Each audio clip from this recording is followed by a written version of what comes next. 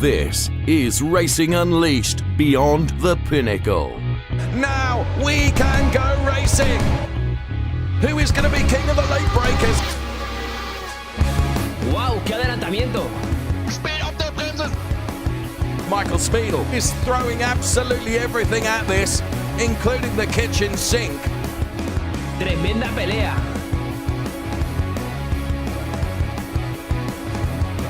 Disaster strikes. Unglaublich. Wow, qué pelea. I'm loving this.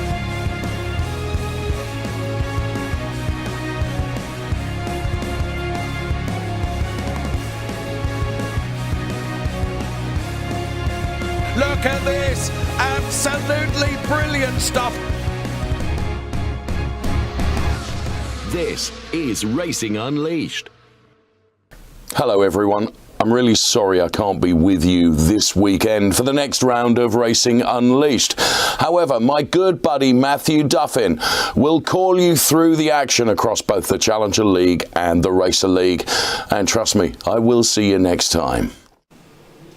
Hello and welcome to Racing Unleashed, where we go beyond the pinnacle here for 2022. I'm your host, Matthew Duffin, bringing you through today's Racer League, live here from one of our many racing lounges here in Kemptol with our lovely simulators that the drivers will be competing in today. Thanks to the kind words from Dave Richardson. He'll be back with you later on next month. But now let's hear from another one of our ambassadors, Fabian Vettel. Hey guys, unfortunately I can't be with you today to support you, drivers, and of course the whole Racing Unleashed family in the Racer League race in Mugello today. But anyway, I will keep my fingers crossed and cheer up in the live streams. So from beautiful Monaco, like you can see, yesterday I was at the racetrack in Hockenheim and today I'm already in Monaco. What a life. So I will be here for the next days to support, of course, the whole Formula One family and be there as a spectator next weekend. Anyway, I will keep my fingers crossed for you guys. I wish you all the best, good luck, and fair and clean racing. Cheers. Thanks for them kind words from Fabian Vettel there, one of our ambassadors. So we're here live today here in Kemptol for the Racer League. You missed the action yesterday from the Challenger League. What dramatic racing and knockout qualifying we had. And we go through the same procedure today. The gear-up session a little later on, followed by the knockout qualifying and the race for the Racer League drivers today. In just a moment, coming up shortly, the fourth round of the season, race number 4 here at the circuit of Mugello in Italy, and we'll get into the track guide just a little later on. We was there yesterday. We was here at Mugello yesterday, and let's look at what happened in the Challenger League. A good start for Ciro Zambra off the line, as you see here, and a lot of chaos into turn 1, cars 3 and 4 abreast, as Felipe Gonzalez had a bit of a moment which had a domino effect. And we've just gone back to Ciro Zambra on the grid, stationary. A lot of drama though that did happen. Zambra again, look off the line. What a start for Zambra, picking up 2 places straight away. Felipe Gonzalez though had a little moment himself and put it on the grass, and that had a domino effect with cars colliding with each other and spinners all around the back part of the track.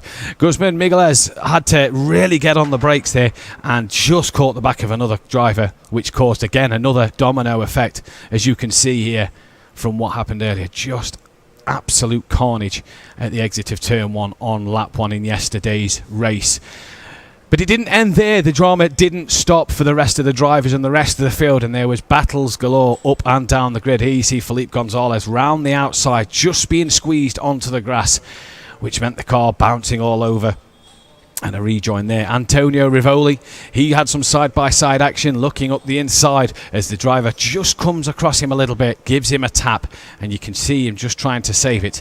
As Felipe Gonzalez again in a lot of dramas there, tapping the rear wheel, and round he went, as you see another driver off in the gravel there as well. So a lot of carnage and chaos happened early on. Nico Farlan though won the race in a great style, as he had pressure on and off all race, but he came across the line to take the checkered flag and to take his first victory of the season, and he was a very happy man afterwards. As you can see from these pictures here, look at them celebrations, absolutely delighted with the work he has, and Lorenzo Hayder there absolutely heartbroken for what happened yesterday. A couple of mistakes himself led to a P2. There you see from our other racing lounge, Yannick Pleshner on P3, and that was your podium for the Challenger League. And here then was the final classifications. Nico Farland from Lorenzo Heider and Yannick Pleshner on the podiums, and we saw penalties from Mikkel Frey and Mikkel Farland, and David Seed, the championship leader, who also picked up a penalty and didn't have the race he'd have wanted to, but it did extend his gap, is some near enough 30 points clear of Marcus Valverde at this moment in time. Point scorers there on the second page. Tyler Klausch rounding out the top at 11 on 12 points.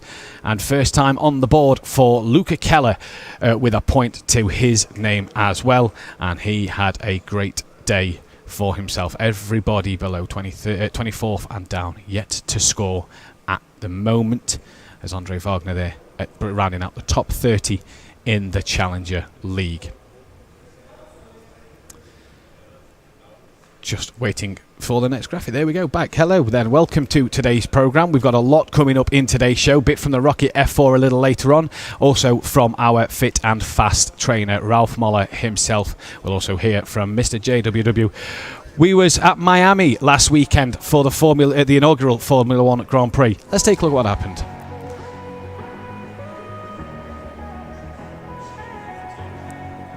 Jetted in over the fantastic skyline of Miami then. And what a weekend it was, not just for the Formula One, but for Racing Unleashed themselves. That man there, the 7-time world champion Lewis Hamilton. And that's where we was, in the heart of Miami, with one of our simulators for the public to try. Not just the public though, the odd movie star or two. There he is, Cyclops himself had a little go in one of our simulators and got to feel firsthand at what it was like to take on what our drivers take on this weekend. And as we left the centre of Miami, we took a short drive to get some more driving done for the boys and girls, the ladies and gentlemen, in the go-karts. It was a fantastic sunny day, great weather all weekend, and a bit of go-karting as well to make the weekend even more special. Before heading into the nightlife of Miami, beautiful sunset over the marina, and a few drinks and a few beverages, evening meals, and a bit of a party, a bit of a dance as well, as we headed into the nightlife of Miami. Lovely shots of the marina and then to the beach. Nice chill and a walk on the seaside as it's back to the simulator, drinks all around and a few refreshments for the public, as it was once again down to them to have a go before we set sail home and flew over the ocean to come back over here to where we are now, live here in Kemptol, one of our 4 racing lounges where drivers this weekend in the Racing League will be taking on a difficult, daunting challenge here at Mugello. And if the Challenger League was anything to go by yesterday, today should be absolutely fantastic, and we cannot wait to get going in the session a little later on. We'll get to gear up in just a moment. We're now going to go for a quick recap of yesterday. Of last week, sorry, of Monza. Now we can go racing. So all the cars on their way then, and Devin Iskro tries to just lock out anyone else that has any ambition or attempts to overtake going into the first sequence of turns here. So Devin Iskro, I think, got a brilliant start. Others in strife already, including Sebastian Hirsch, Nico Farland and Kevin Abe. Smeedle now has picked up the lead from David Latamada, Kevin Abe, Enrique Marinon, Nico Farland. Then it is Loris Mistretta, Fabian Vettiger, Angelo Mikel. But what a start from Mikel Smeedle then. Roger Marte trying to get into the action as well, as Javier Loro and Jan Teufen continue to work, and Mikel Smeedle sets the fastest lap as Roger Marte goes spinning around like a Kylie Minogue record. We ride on board with Christoph Holstein. Which way will he go? Inside, outside. He opts for the outside, which becomes the inside through turn 1. Very late on the brakes, but he made it work, then makes the car wide on the exit. A brilliant overtake from Christoph Holstein. Polesny doing everything he can. Now he is close enough to Ladamada now to get the benefit of a slipstream. This is Wojciech Polesny for the final podium place. To the inside, he's going to have to be keen on the brakes here.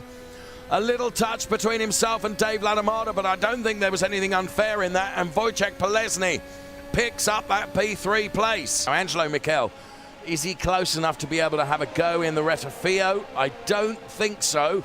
But then what the heck do I know? Because here he comes now to the inside. Brakes so late. He was clearly confident in being able to rotate the car through the corner. And Javier Loro is closer and closer and closer. This is the fight that's going on for P15. You can see that Piringa just pulls ahead. Javier Loro is trying to keep this inside line.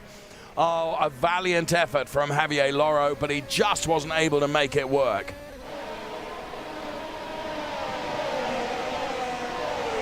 Who is going to be bravest going into the Variante de Retafio? Who's going to break the last? It was definitely Angelo Michel. You could see him. He almost stood on the braking pedal. But it worked as he has gone through. Oh, fantastic. As we are on the final lap now. No, please, can we extend the race? Because the racing has been so good. This fight that's going on for P6 and P7 is absolutely awesome between Angelo Michel and Christoph Holstein. Well, it's certainly cemented for Michael Schmiedl, who wins the race in utter style. A brilliant drive. Nearly 12 seconds to the good over Enrique Marinon P2, Wojciech Polesny P3. So there is Wojciech Polesny. Many congratulations to the Czech Republic driver who takes P3. He is on the third step of the podium in our racing lounge in Munich. And P2, of course, goes to Enrique Marinon in Madrid. And he receives his trophy. Well done, Enrique. A brilliant drive from you to take P2. But on the top step of the podium, Michael Schmiedl, bright red shoes, and he collects his trophy for taking yet another race win and reinforcing his position right at the top of the championship. Michael Schmiedl, once again, race winner, P1.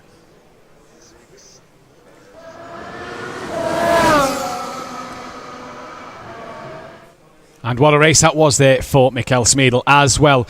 Let's take a look into a track guide then here at Mugello with Mr. JWW himself.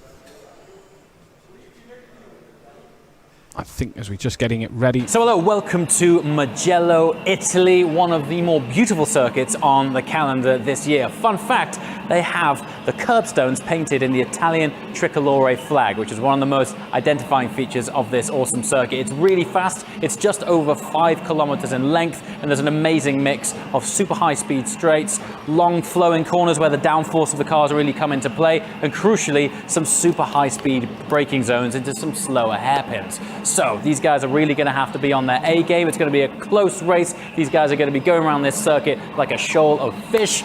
Be sure to tune in. It's going to be a hell of a ride.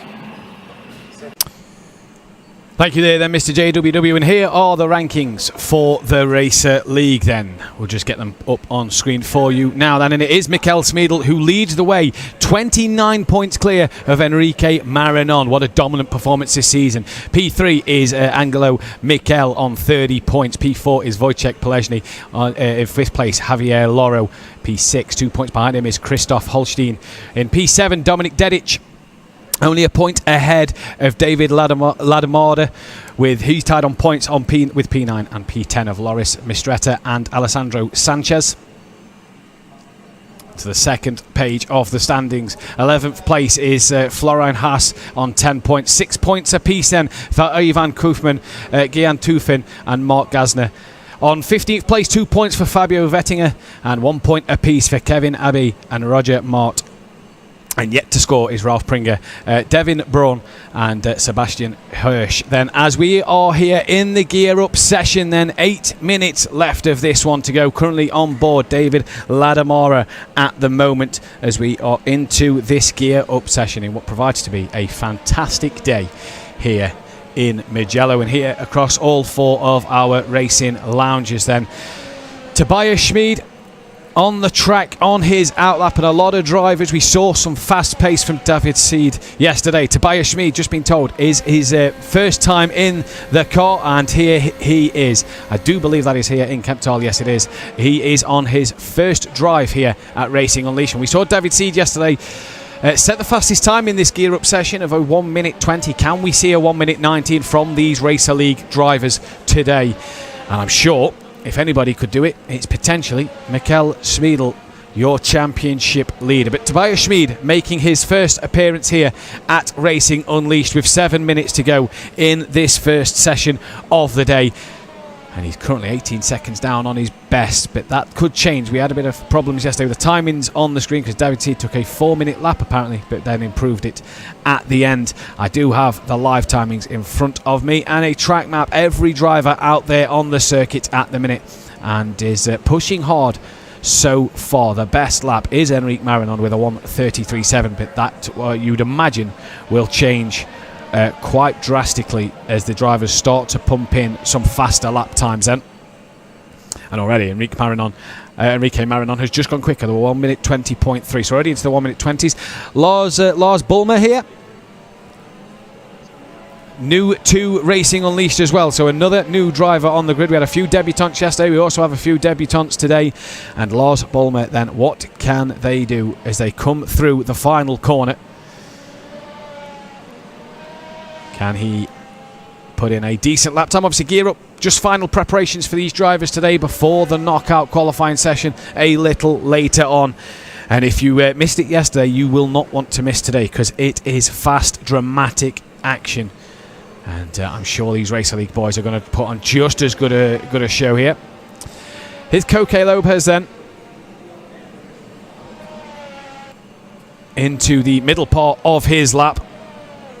Is Mikkel Schmidl then. Oh, a big off there for Lopez coming into the Arabiatas. And that's, excuse me, that is not what he's going to want. As Enrique Marinon then is coming through the final corner. Currently a 10th down on Mikkel Schmidl's lap time at the moment. And will we see that first 1 minute 19 today?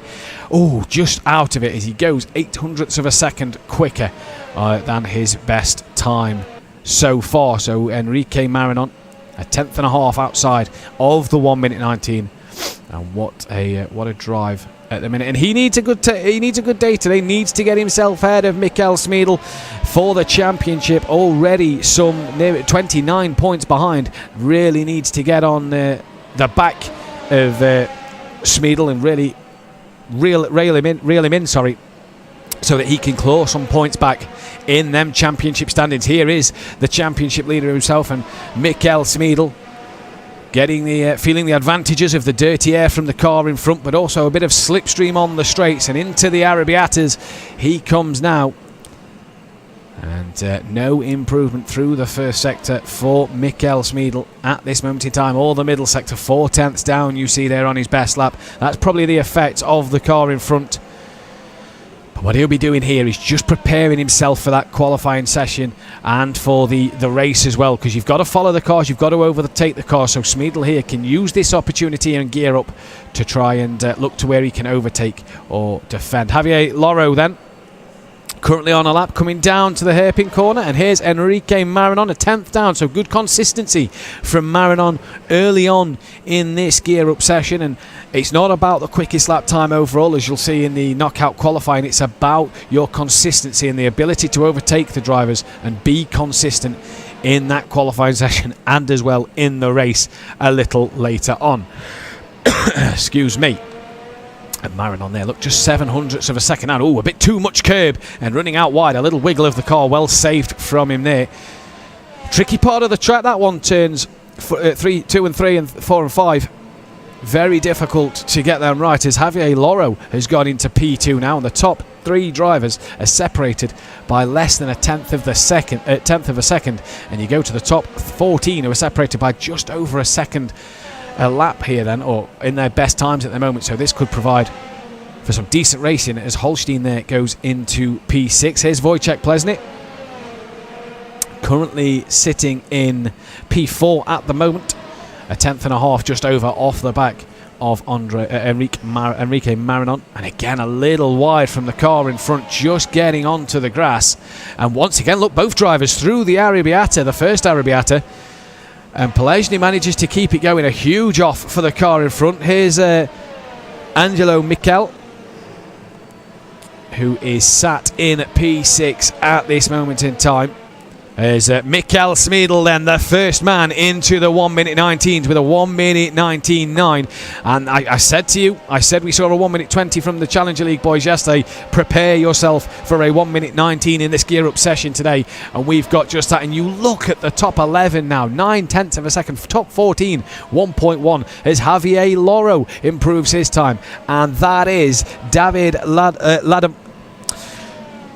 Ladamada, I do believe I've said that right. If I haven't, I apologise, but he's just improved himself to P9 as Lopez goes into 13th place as well. As here's Roger Mort coming into the middle sector down towards the Arrabbiatas.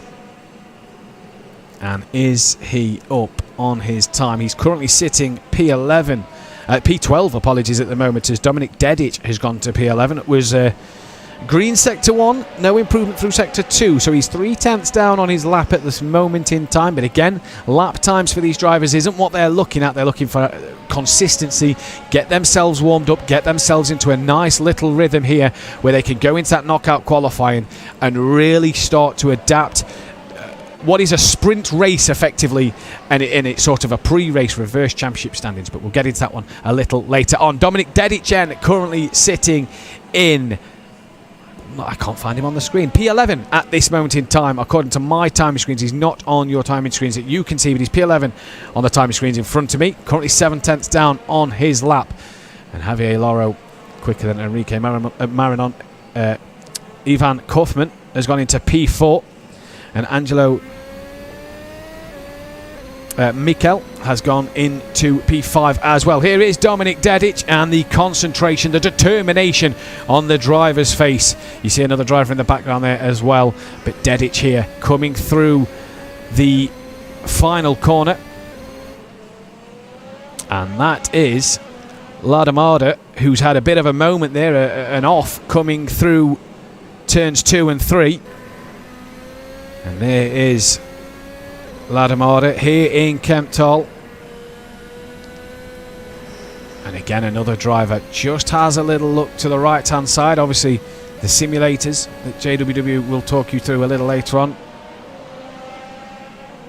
have the curved screen, so the drivers have to look to just to the right and to the left just to make sure everything is above board. And Kevin Abi then, what can he do? Currently P13 at this moment in time, and he will take the checkered flag then. So drivers will now be finishing their last flying laps here, as we have came to the end of a 10-minute gear up session, a free practice, if you will, for the drivers to just get that bit of consistency. And look at them times there, 1.2 seconds separate the top 16. And if that's the kind of race pace they're going to show, then we are in for one heck of a knockout session in a moment, and one hell of a race coming up as well. Here is Tobias Schmid then coming down to the bottom hairpin. And they see him as well in Kemptol through the fast left-right section. You've really got to commit through there to get as good run as you can into this final corner. Late apex on the corner, and it's about how much speed you can take through that corner there, as the gear up session has ended then with Mikel Smeedel, the quickest driver in that session. He's got a lot of work to do though as we go into the knockout qualifying session a little later on. Then, as practice, 1.2 seconds separate the drivers from 12th to 1st. So if the gear up, the knockout qualifying session and the race is anything to go by, we could be in for an absolute classic here at Racing Unleashed. So then, we're going to go through some of the calendar, or the prize money, I do believe, in just a moment. We are just waiting for confirmation on that one, as we get the drivers are now going to prepare themselves to get ready for the qualifying. But we're going to go and check with the overperformer, Michael Smeedel. This man is enchanting the sim racing world, and even makes commentators rave about the good old kitchen sink. Look at the determination on the face of Michael Smeedle. He is throwing absolutely everything at this, including the kitchen sink. A saying that originally came from cricket, but in racing Smeedle also gives everything. He leads the Racer League by far, 29 points ahead. Reserved last year, this year he is showing pure joy. And he has internalized like no other that you drive carefully and that you need patience. I mean, you have to be super patient and not risk that much, because there is enough time to do the overtaking. It's like almost half an hour race. And also in the knockout is the same. You have to be super patient and wait for the opportunities. There is also one in the Challenger League who sets the tone and the pace just as dominantly. David Sid. My only objective is to survive, not to be fast. If you go very fast, you can crash, you can get hit by someone, and that's not the objective of the knockout. Survive the be-all and end-all, say both. The only approach from my side is to survive. So, I mean, they can throw everything on me and I will still rise on the top. A comfortable position already at the beginning of the season. And it doesn't look like the two will end their winning streak. But Smeedle is a burnt child. Winning 2 or 3 races doesn't mean anything. In the end, you have to be on the top. Anything can happen. You saw it last year. His racer motto is all the more important. Yeah, keep on pushing and flat out all the time. This is Racing Unleashed Beyond the Pinnacle. And there we heard from Mikkel Smeedle and a bit of David Seed as well, who we got a rare smile from yesterday, and it was nice to see. He didn't have the dominant performance that we know and love to see from David Seed, but hopefully we'll get that from Mikkel Smeedle today, who he says that the drivers, his competition, can throw everything at him. They can't throw the kitchen sink though, because he's already through that one. The prize money then for this season, you see on the right hand side of your screen, the Racer League, 3,500 Swiss francs for a race win, 2,500 for a second, and 1,500 for a third place, going down to 1,000 all the way down to 200 Swiss francs for 10th place. And then at the very right, this season, 15,000 Swiss francs in your back pocket if you can win the championship here at Racing Unleashed. Here's the knockout qualifying format then. The first lap of the qualifying will be the no overtaking behind the safety car. Laps 2 and 3 will then be guarded laps where overtaking is allowed before you head into that dreaded elimination lap at the end of lap 4. We will start to lose 2 drivers every single lap until we get to our pole sitter.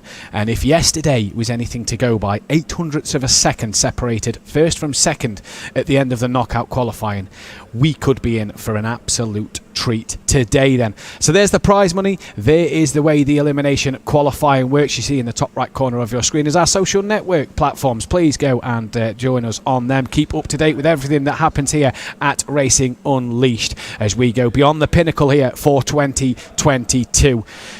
Drivers getting ready then, I can hear and see just over from my commentary booth, where they're getting ready for their knockout qualifying session, and Mikkel Smeedle will have it all to do a little later on as he will come from the back of the pack. Elimination qualifying works in reverse championship order. We'll get to the lineup of the knockout qualifying a little later on. In fact, we've got to it right now, look, as on pole position, not the safety car, but it's Lars Bolmer in first place. He will then line up just in front of Koke Lopez. Tobias Schmid will be P3, P4 for Devin Iskro. Sebastian Hirsch will just be behind him, Roger Mott. Then from Kevin Abbey in P8, Fabian Vettinger P9, and Mark Gasner in P10, rounding that one out.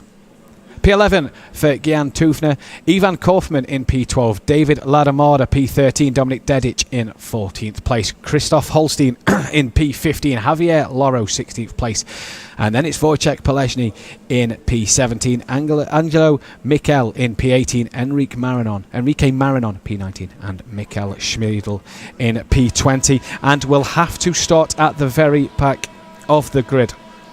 And here we go then, away for our knockout qualifying session, so don't forget the safety car will lead their drivers away for the first lap. Laps 2 and 3 are guarded laps in which they will be able to race each other. Overtaking will be allowed, and then they go into the end of lap 4 is all about where the bottom 2 drivers are, because if you're in that bottom 2 you will be out of the qualifying procedure, and that will be your grid position for the race a little later on this afternoon.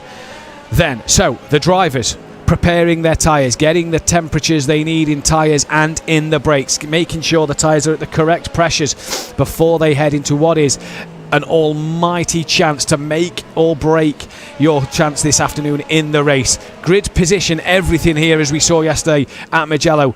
Or is it? Because yesterday Valverde came from 17th on the grid and ended up having a cracking race, came through the pack. And could we see that today? Smeedle, though, from anything we've seen in Gear Up, the 1.2 seconds separating the top 12 in that could mean that Mikel Smeedle will have a tough task coming from the back of the pack then. As drivers just warming their tyres and brakes, you see just a few lockups, just making sure that their brakes are working fine, but also trying not to collide with any other drivers there. You see them just getting a bit close to one another. And a few little burnouts maybe just to get these tyres up to temperature. It's roughly about 15 laps is this knockout qualifying session. And we hope that you will enjoy it. There is Lars Bulmer in Charm, our other racing lounge,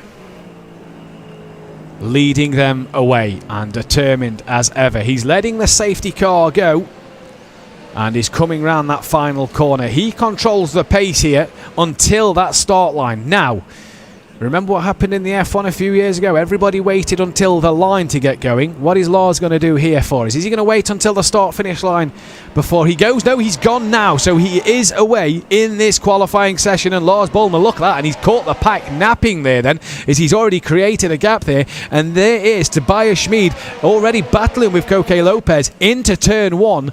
And he's had a move up the inside for Schmid. I don't think it is, no. On the outside he is, as Eastgrove moves up into P4. You can already see changes happening all the way up and down the pack. As Schmidl then, 19th place. Oh, that's a spinner in the background coming through turn 3. And I think he's lost it on his own there. Not quite sure who that one is. It's Eastgrove, who is dropped right to the back of the pack. So an early mistake. He does, though, have a couple of chances here to make that time back and make up them positions. Although, according to the screen, he's only just got away now. There he is, look, only just got away. As they're coming through the Arabiatas is the rest of the pack. Is that his qualifying done? Is a knockout qualifying done already? He's got a lot of work to do. Roger Mart here in P6 at the moment and on the back of Kevin Abbey. And there is Roger Mart here in Kemptol. And saw him this morning doing his exercises, doing his stretches. Must have been listening to Ralph Moller. David Ladamada here.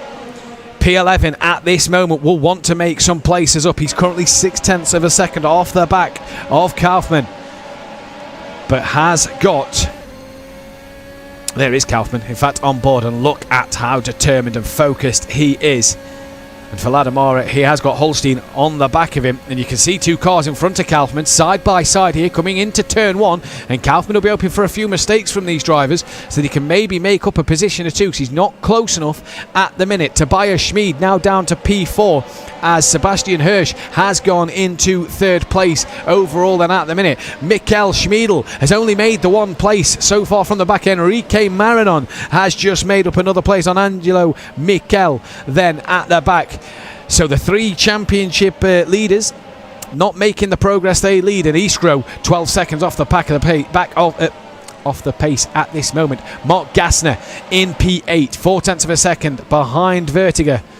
And can he make up some more spots here? Early days for these lap 3, so still nobody will be eliminated at this moment in time. It's the end of lap 4 where we'll start to see the drivers fall by the wayside. As what has happened to Javier Loro? He must have Wojciech Plesny as well. Must have had a problem then, because Mikel Schmidl now up into P16, but also Angelo Mikel and Enrique Marinon promoted 2 spots there. So for Loro, Iskro then may just have a little lifeline here. Now 6 seconds off the back of Loro and Polesny.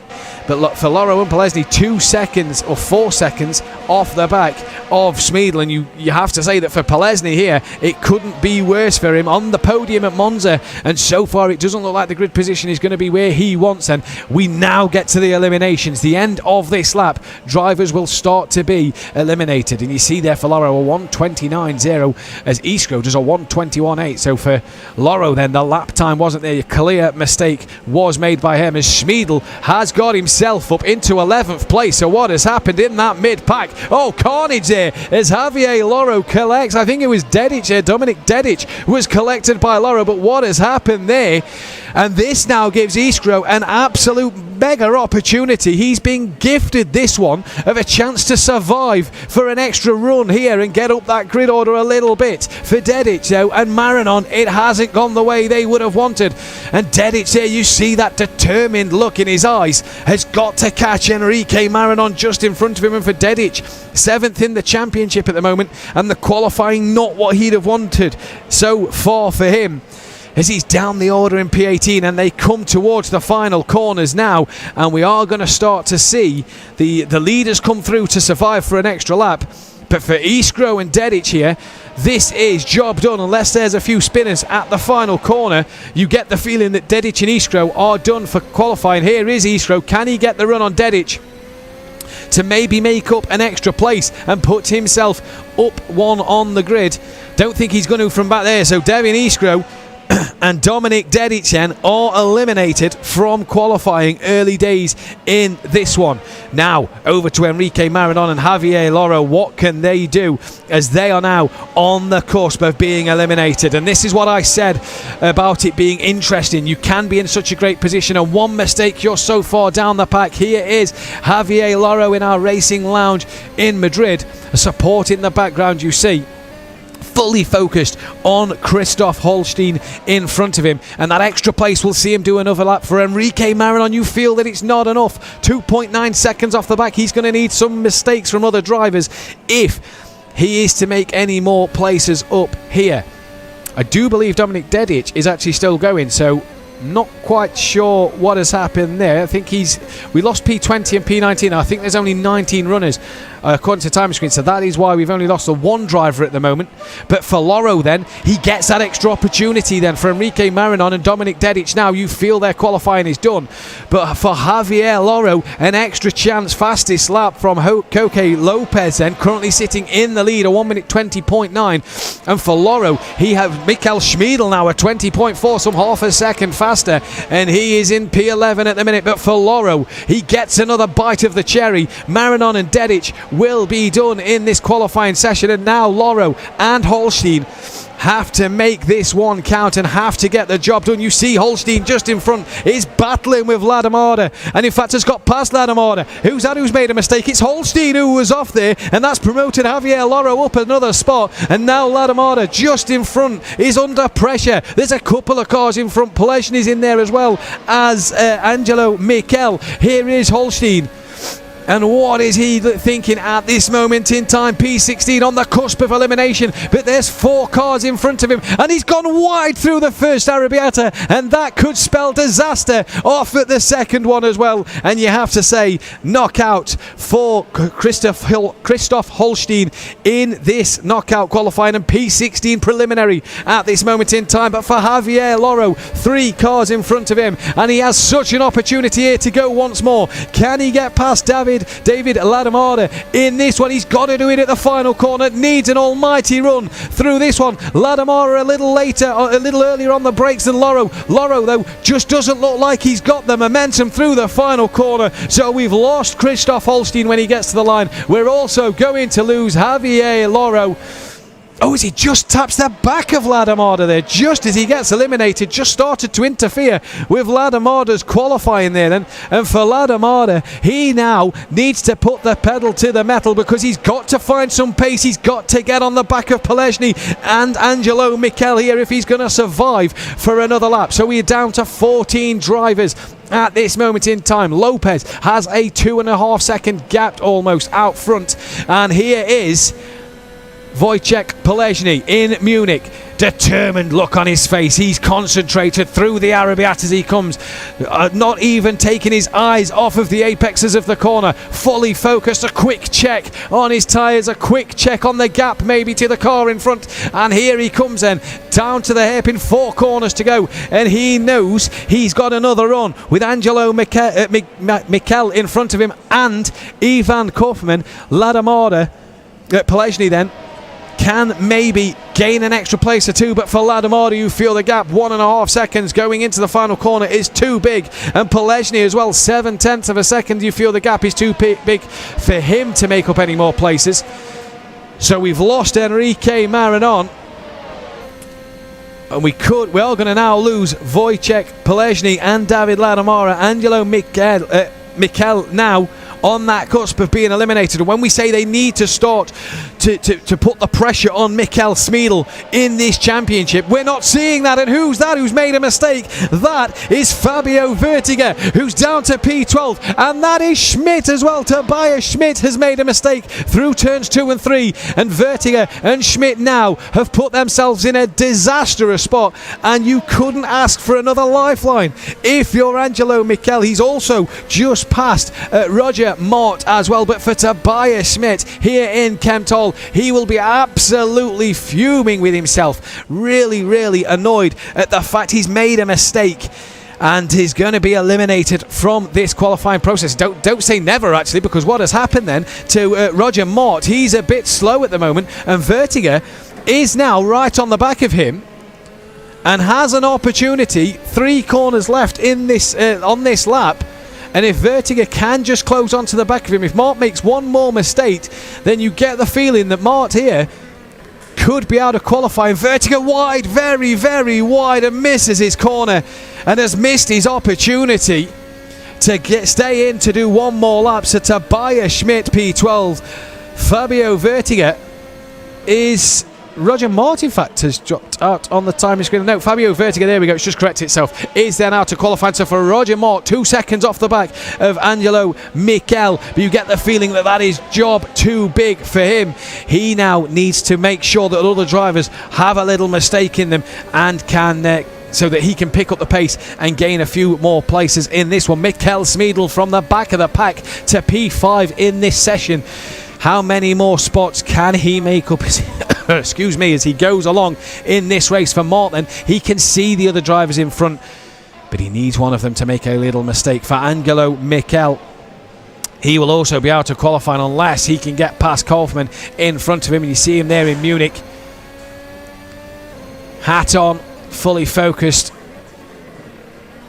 and he sees the other drivers just waiting for that opportunity. Schmiedl now up into P4, so he is going great guns at the minute, and he's proving why he's the championship leader and proving how good he actually is. But he's some 9 seconds off the race lead. Here comes Angelo Mikel then, and you get the feeling that his task is too great to do. It's going to be P9 on the grid for him. Roger Mort will be in P10, and the drivers in front, look at that, Kaufman and Gian Tufen just exchanging places there, and Kaufman to the outside. Can he be brave and keep it round there? Will he be brave enough to be up the inside for 2? He is as well. Gives the respect to the driver on the outside, but Tufen then has to back out of that one. And for Kaufman, P7 and an extra spot at the moment, but needs to get past Lars Bulmer then if he is to stay in qualifying. A little wide there, not the run that Kaufman would have wanted, as down through the right and left hander into the Arabiat as he comes now. Great run through there. Set yourself up for these 2 corners to give yourself as great a run possible for the final sector. Kaufman then needs 1 spot to get himself through qualifying. There is Mikel Schmiedl right now on the back of Kevin Abbey, and sensibly just being patient, and this is why he's your championship leader. Patient, calm driving. He knows that he can do this from P4 on the grid at the moment, but knows that P3 is in sight. He has a little look and thinks, no, I'll wait, I'll be patient, I'll hold it just back here. Kaufman now right on the back of of Lars Bulmer, but he's a little wide through the final corner, and you feel that is the job over for him, but he's in that slipstream. It's a long run down to turn 1. The job, though, too great at hand for him, and he is eliminated from qualifying with Gian Tufen as well.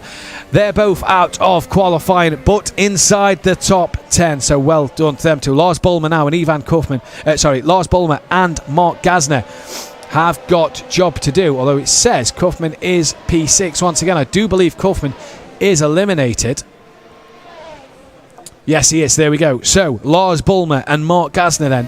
The next two. There you see Lars on his first appearance. Let's not forget we had a debutant yesterday take a pole position.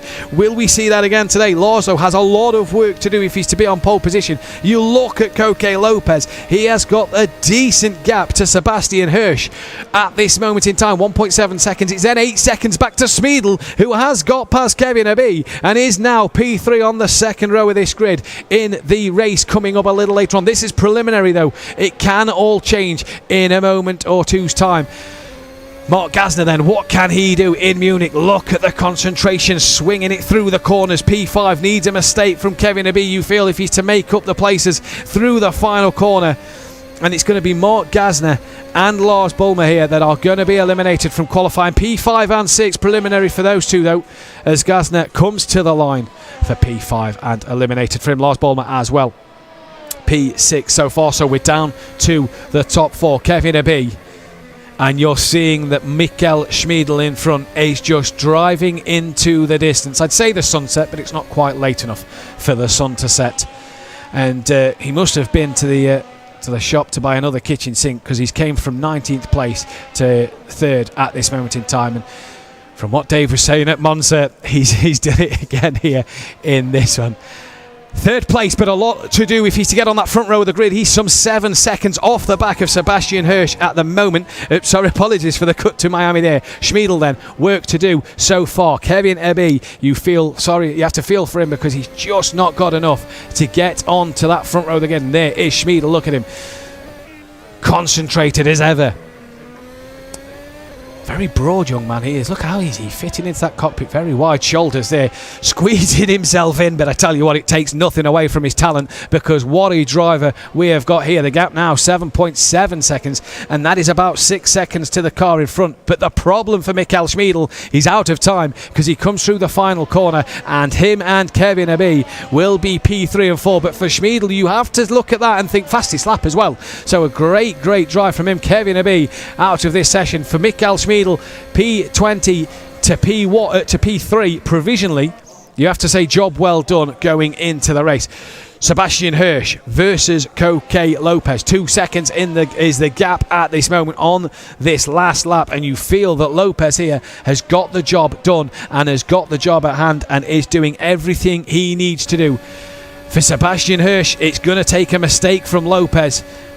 Middle part of the track through the Arrabbiata, swing it in to the right and left hander. How committed is he? Down a couple of gears, half throttle, full throttle, flat through the left hander, using all the runoff curb on the right hand side.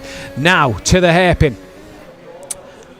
Koke Lopez then looks like he's the man to beat in this knockout qualifying at this moment in time. Don't forget, this is not the final classification. This is a preliminary result, and we will bring you the final classification a little later on. But for Koke Lopez, he's coming through the final corner, and it looks like it's going to be pole position for him in this race. And from the Racing Lounge in Madrid, are we going to see a smile from Lopez as he crosses the line?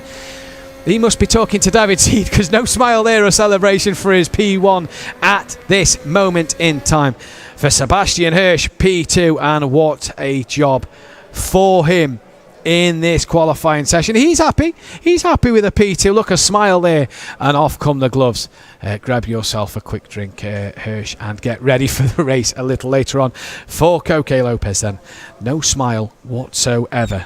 I wonder if He's been talking to David Seed a little bit about celebrations. There is race control, and they now will be going through every single camera view that they have available to them in terms of getting you the final classification and the final confirmation of that knockout qualifying. Not as close as yesterday, 800s yesterday, 2 seconds today, but still as fascinating and as interesting as it could possibly be. Mikkel Schmiedl from the back of the pack to P3 provisionally at the moment. What a start for him in this one. You see, race control then will be working very, very hard to make sure that every decision is the correct decision and that every decision is made right, so that we can bring you a grid as quick as possible then. A lot of work for these drivers, for the race control to do. A lot of work now for the drivers to do. They'll know provisionally where they're starting on the grid. They now have to prepare themselves for the race. Refocus, regroup. If you've had a bit of a bad qualifying like Wojciech Plezny or Enrique Marinon, focus, rethink it. Qualifying is now done, but we are joined by your pole sitter at the minute. It's Koke Lopez, and that was a fantastic drive from yourself, should I say. Thanks a lot. It was the target, let's say, to get the pole position for the main race, but thankfully I could recover, because at the beginning I was driving a bit slower than usual, so from mid-race I could take again like my usual pace, and then try to get also the confidence back for the main race, of course. You look like when you come through the pack you got the gap over second place, which kind of meant that your job was a little easier come the end. You didn't have to fight as hard or defend as hard at the end of the session. As you say, that gap was I think the key, because I think the guy behind me, I don't remember his name right now, I think Sebastian, he never got closer than 1 second, which is, let's say, the key, so then he doesn't get the slipstream, and then I think that was the key, because I could all the time like keep relaxed. Did that make it easier having that gap, knowing that you could just drive your own sort of session, just make sure you was consistent in yourself? Was that gap key?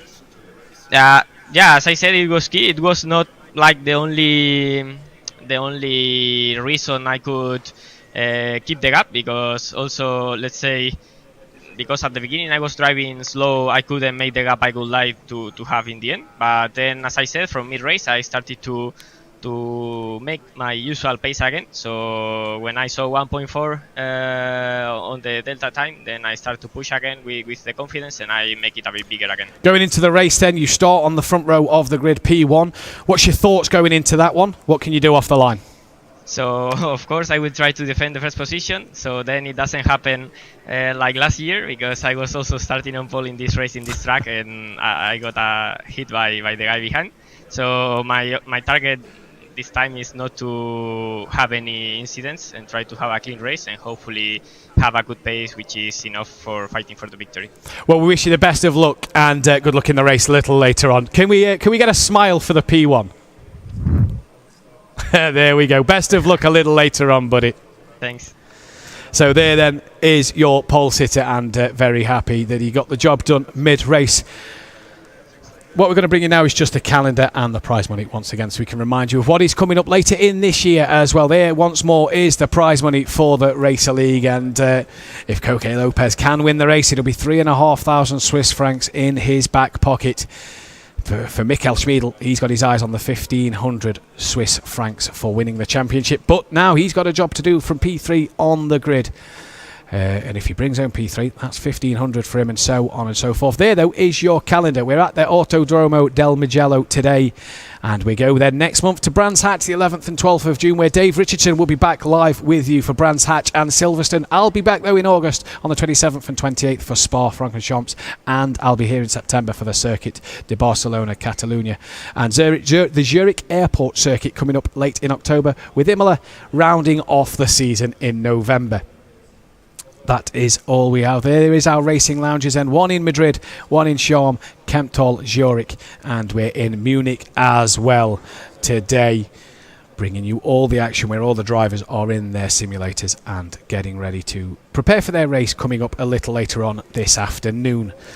Then, Right, so a fantastic knockout qualifying session and a fantastic session from all the drivers, and Lopez can be very, very happy with the work he's done there.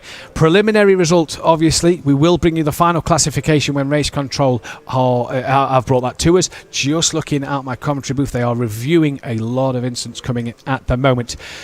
We're now going to go to the Rocket F4 competition that was held at Bolton University last weekend. Let's take a look. I think a little bit of a mistake into Joyce because he defended a little bit too much as well and is getting very close. As you come out to 30s, there might be some slipstream here.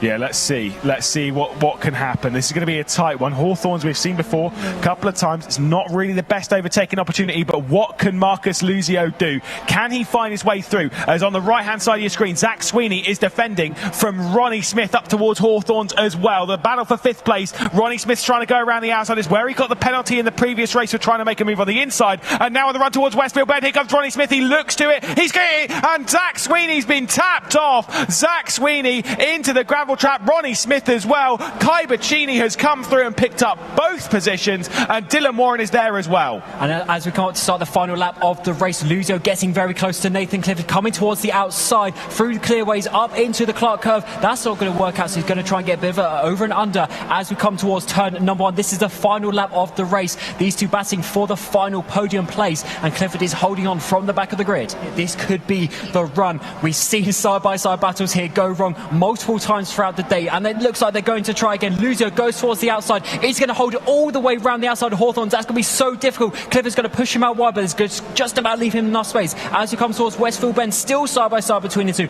Clifford still holding on the outside, but Luzio remains around the outside. 2 corners now. Can they make it a third that they go around? It looks like they're going to be holding on. And is Luzio, he goes too wide though, and Clifford holds on. Yeah, that was rough stuff, but here we go, final corner, Deegan Fairclough, and he's done it. It's 2 victories for Deegan Fairclough, and 26 points apiece as well, fastest laps in both, and he cannot believe what has just happened. That is a life-changing moment for one young man. Going back even further in the day, as we'll take a look at some of the replays and such from race 2 of the girls' race as well. This is taking us way back. We'll see how good our memory is, mate, because I'm not sure about you, mine's not so great.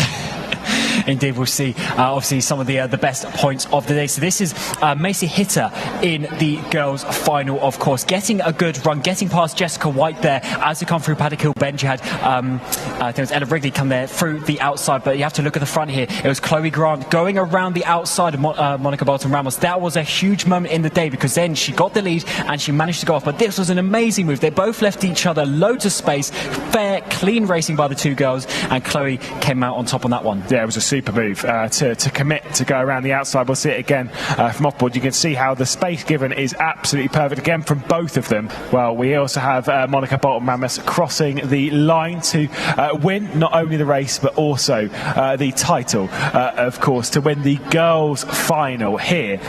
Really great race, had to apply the pressure, and Chloe Grant was sinking in her seat. Again, that was a rough moment. I'm sure she didn't really want to be reminded of time and time again, but here we are. You have said about 5 times, unfortunately, but that's competition. Thank you very much for joining us. We've had a fantastic time, and we'll see you next year.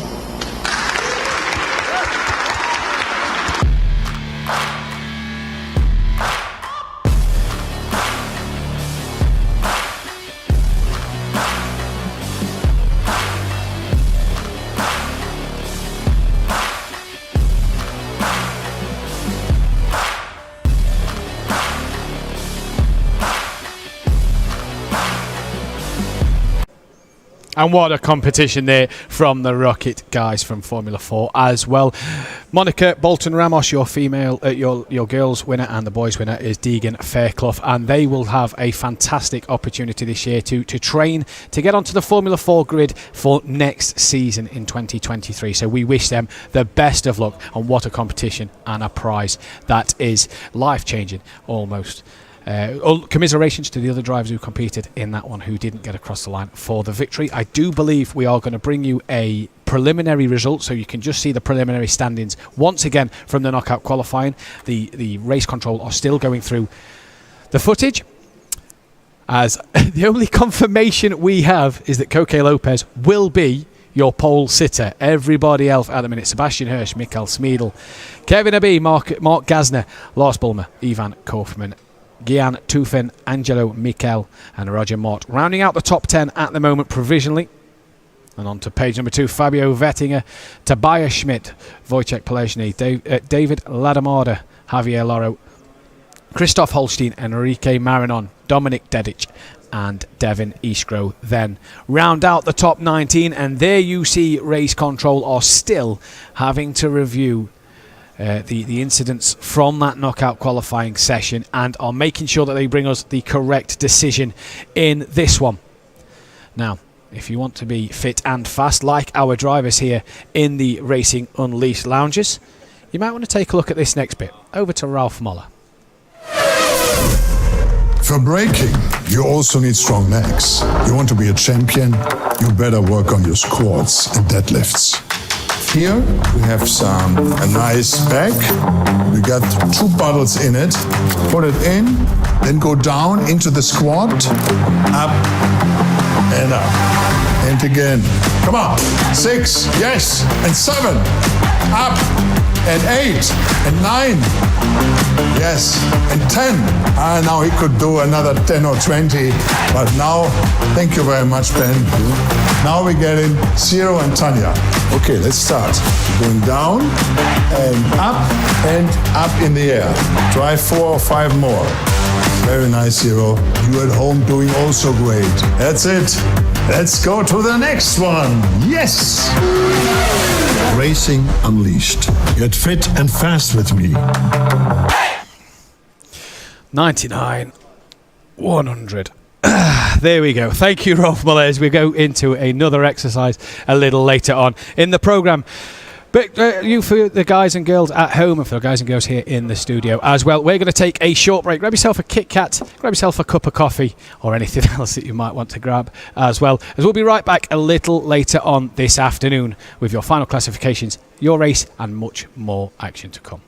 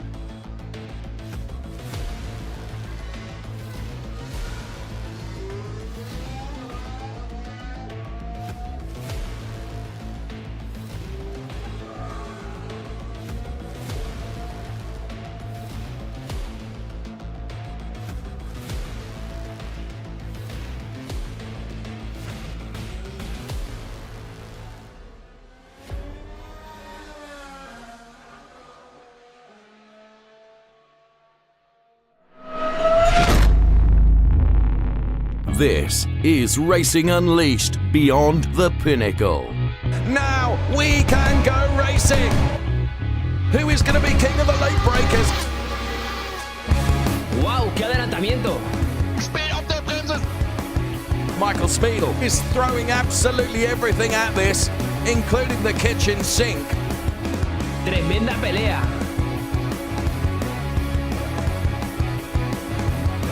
Disaster strikes. Unglaublich. ¡Wow! ¡Qué pelea! I'm loving this.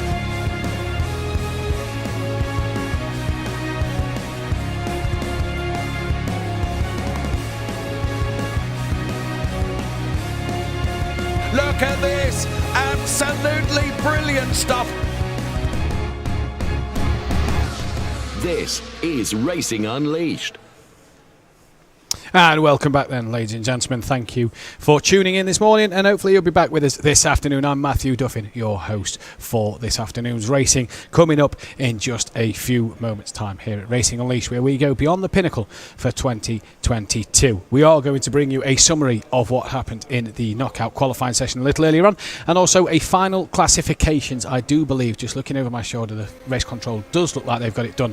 As here was Devin Eastgrove then, who just seemed to lose it on the outside curb. David Ladamada here just then having to avoid him very at the last minute there, in which you can see Ladamada here just trying to make a move up the inside, but a little too optimistic, tapping the purple car around. And you have to say they really did sort of domino effect. Enrique Marinon was one of the drivers caught up in this, as you see Ladamada, bit of an unsafe rejoin, and then Marinon himself rejoins in the path of other cars as well. Not what you want to see. Wojciech Polezny then 3 abreast as they came into turn 1, and the middle car losing out as Polezny tried to go up the inside and then just forced a car, just a little tap on the car.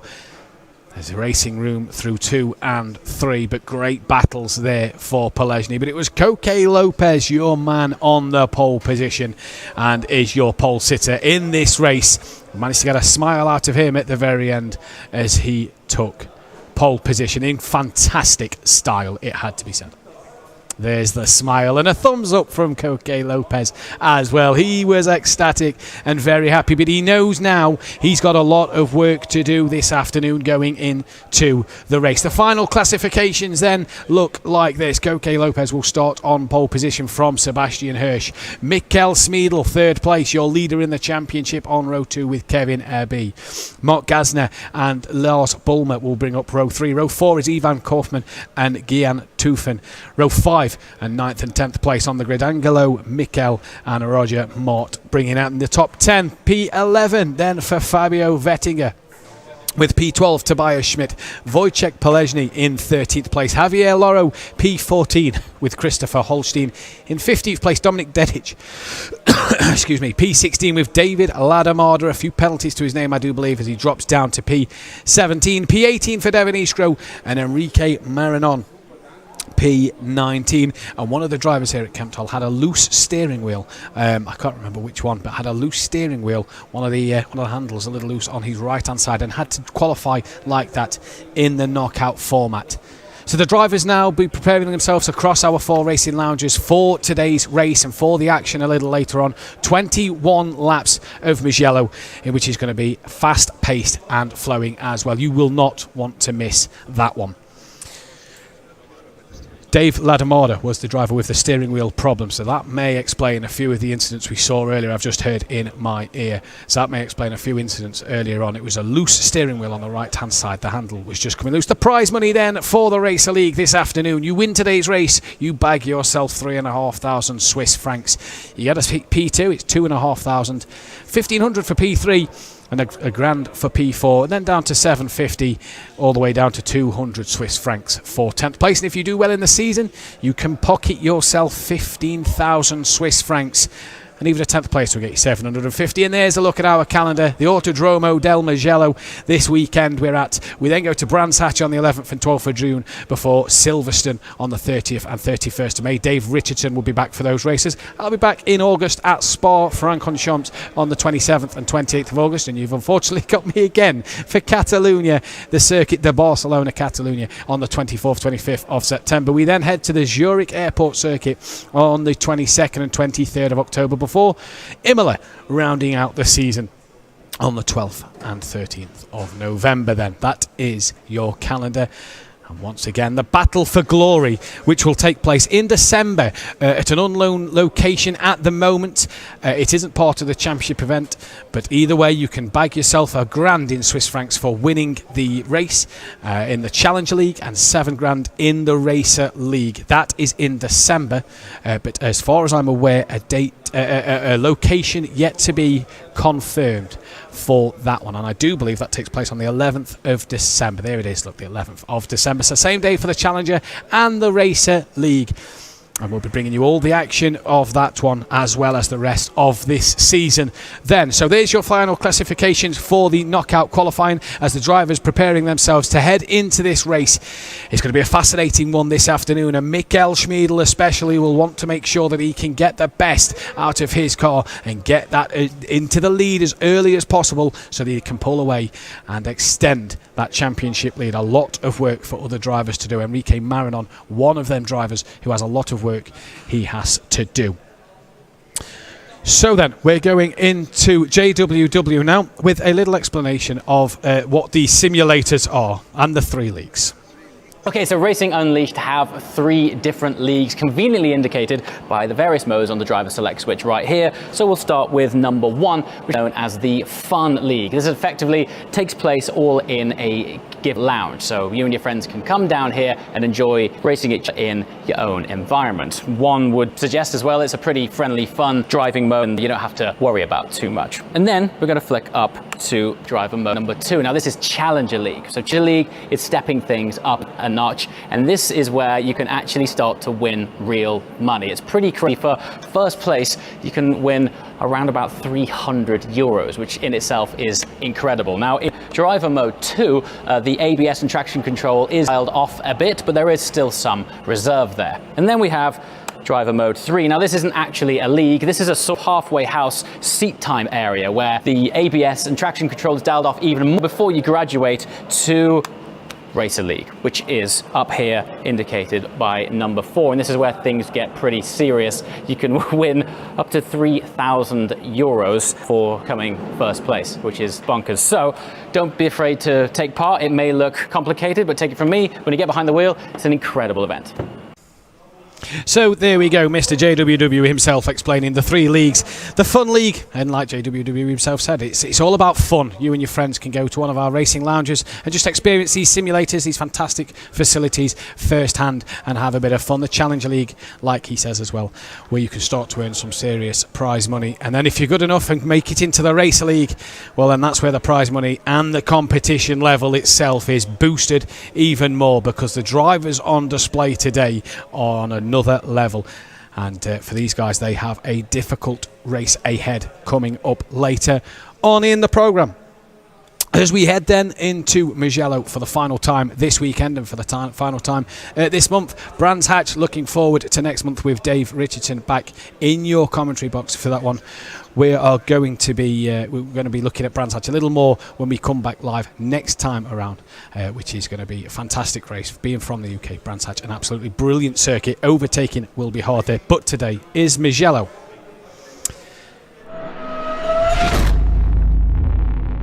This is Racing Unleashed Beyond the Pinnacle. Now we can go racing. Who is going to be king of the late breakers? ¡Wow! ¡Qué adelantamiento! Speed up the bremses. Michael Schmiedl is throwing absolutely everything at this, including the kitchen sink. Tremenda pelea.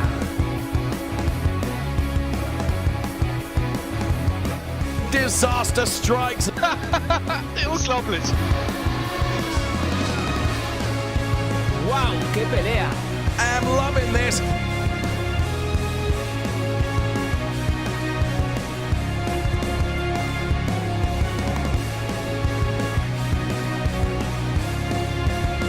Look at this. Absolutely brilliant stuff. This is Racing Unleashed. And here we are with the grid then, and that is P19 Enrique Marinon in the car, sat in Madrid. He is ready to go for the start of this race on his own at the back of the pack in this one.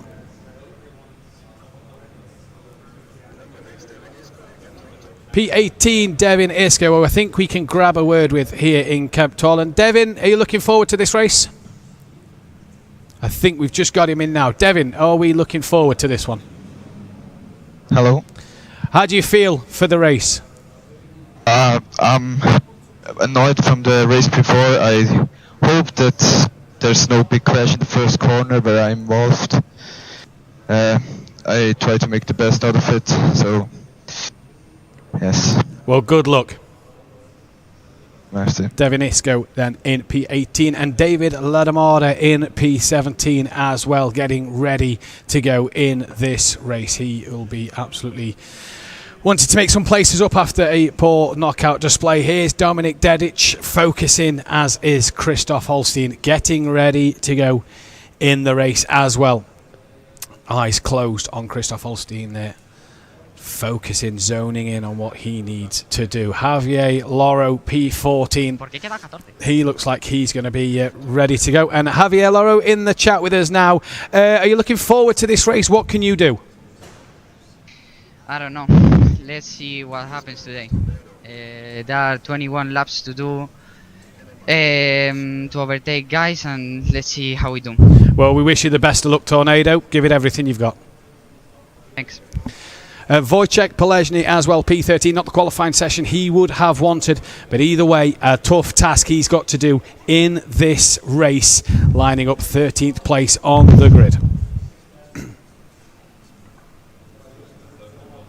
P12 and P11, and P11 Tobias Schmid ready to go and focusing as well, as is Fabio Vertiger. And look at that, he's either asleep or just focusing and zoning on what he's got to do on the track, practicing his race starts over in his mind and thinking of what to do. Turn 1, turn 2, turn 3, just going over it, just in the zone, in a groove, and really concentrated and calm. Roger Mort in P10 again, another man with his eyes shut, visualising the track and looking forward to the race ahead. P9 Angelo Michel, he had a decent qualifying, made up some places at the end, but at 9th place he'll be looking to score some good points in this race and move further forward up the pack. P8 Giant Tufen in P8. What can he do there as he is focusing on them lights and getting ready for the start to this race? And Ivan Kufman in P7. And Ivan, are you looking forward for this one? Yeah, I'm looking forward for the race, and I hope I can make some places good for the start, yes. How do you think, what are you expecting to do into turn 1? Yeah, I first look at a good start, and then, yeah, for a gap go, and when not, then not. Looking backwards, that nobody can overtake me. Well, we wish you the best of luck. Merci. P7 and P8 there getting ready for the race. P6 Lars Bolmer on his first appearance here at Racing Unleashed, a debutant, and he is ready to go, as well as Mark Gasner in P5, and he is a determined man. Can he get on the podium? He is not far off it, and just a couple of places to make early and head down in the rest of the race. It will be interesting to watch him. Kevin B as well in P4, and we have Kevin as well. Kevin, what are you looking to do at the start of this race?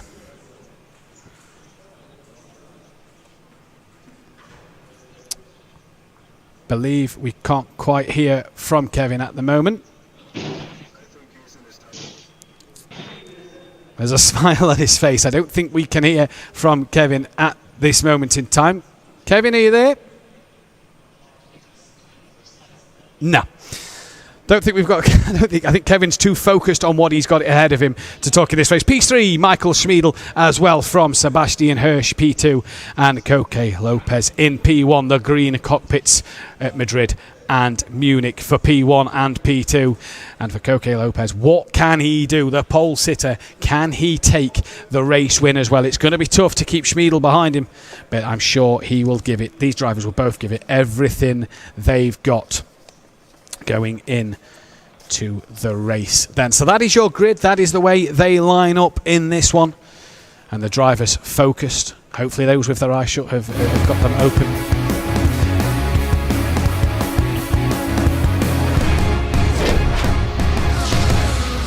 The fast facts then, here we go. Autodromo del Mugello then is the circuit for today, and it is a fantastic fast flowing circuit. 5.245 kilometres, 6 to the left and 9 to the right. That's what the drivers have got to face here. 665 metres from pole position to turn 1. Who will lead going into that corner? 3 corners to pinpoint. This was what happened though in the 2021 season. The ride of your screen, the leader 12 seconds up the road. Christian Loro, I believe it was, or Christoph Loro, sorry, not quite sure. But either way, he came through the final corner, battled to the left-hand side of the screen for 5th place as well. Epic game, epic race this was last time around. And a victory, dominant display from Christoph Holsten, who took the win in the Racer League last year. The fast facts then. 3 corners, turn 3, watch out for this one. Luco and Poggio Secco. This is where a lot of drama can happen. If you get the run out of 1 and 2, you can make the move at 3, but have to make it stick. The Arrabbiatas coming up, turn 1, Arrabbiata 1 and Arrabbiata 2. And if you mess the first one up, there's a good chance you're going to make the second one a horrible run through as well. And then how's your luck? How's your late braking down into the hairpin? If you can get a sniff to go up the inside, take the opportunity, because it could set you up for the fast section into the final corner. So of course I will try to defend the first position, so then it doesn't happen like last year, because I was also starting on pole in this race in this track, and I got hit by the guy behind.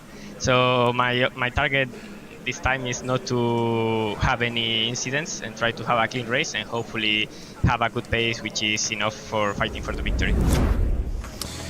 And there was your pole sitter as well. And let's go back to the glory days. Mugello, owned by the Scuderia Ferrari themselves, as we keep fighting for Michael, as we hope he makes a great road to recovery, and him and his family the best wishes as well. But the Ferrari Scuderia, Ross Brawn, Rubens Barrichello, Michael Schumacher, remember those days? How this season could turn out just as good for them. There was your fast facts as we go into the race, and we are on the grid and ready to go. We are about a minute away from the start of this race, and the drivers are now just last minute focusing on the grid. We're all lined up and ready to go here at Racing Unleashed, where we're going beyond the Pinnacle for 2022. Who's going to get the best start? What's going to happen with the championship contenders? And who will come away victor in this race? We're about to find out momentarily. 30 seconds away from lights out here at Mugello. A great atmosphere here at Kempthal in the racing lounges, and I'm sure a great atmosphere in Charm and Munich and Madrid as well, as family, friends and colleagues will be watching the drivers very closely.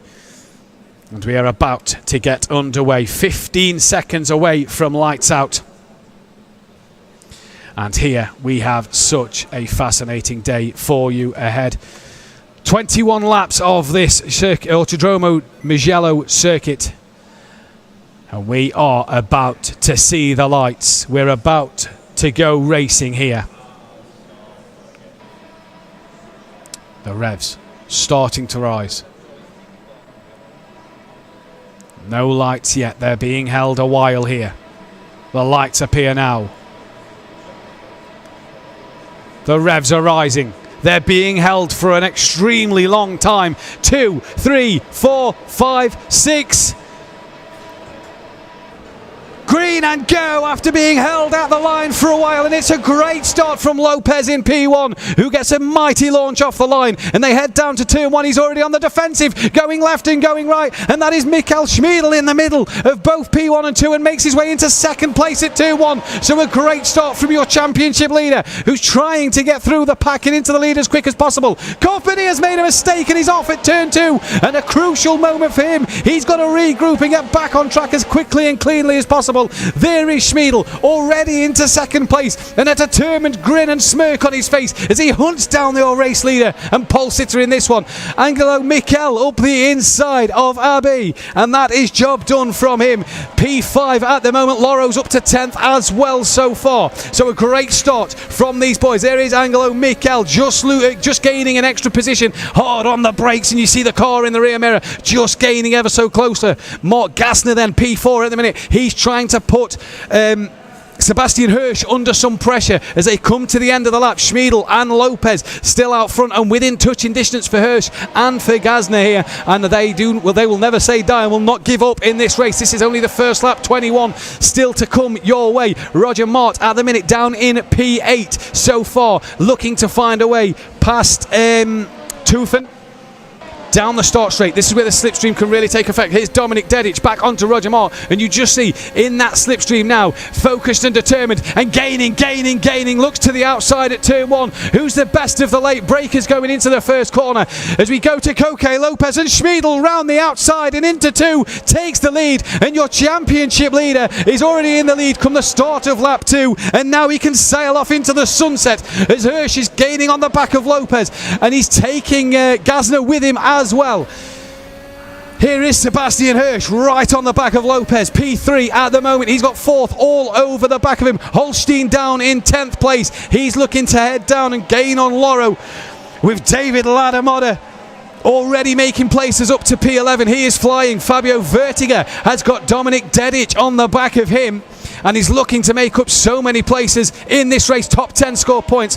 So that is where every driver is going to want to be. Dominic Dedic show 13th, and look at this train of cars all behind each other, one a bit wide in the background, and Dedic here now really focused and determined. He can see the points, he can smell the points. Look at the concentration on his face, the dirty air from the car in front. Does he have a look? He goes to the outside. Is he going to make this one stick?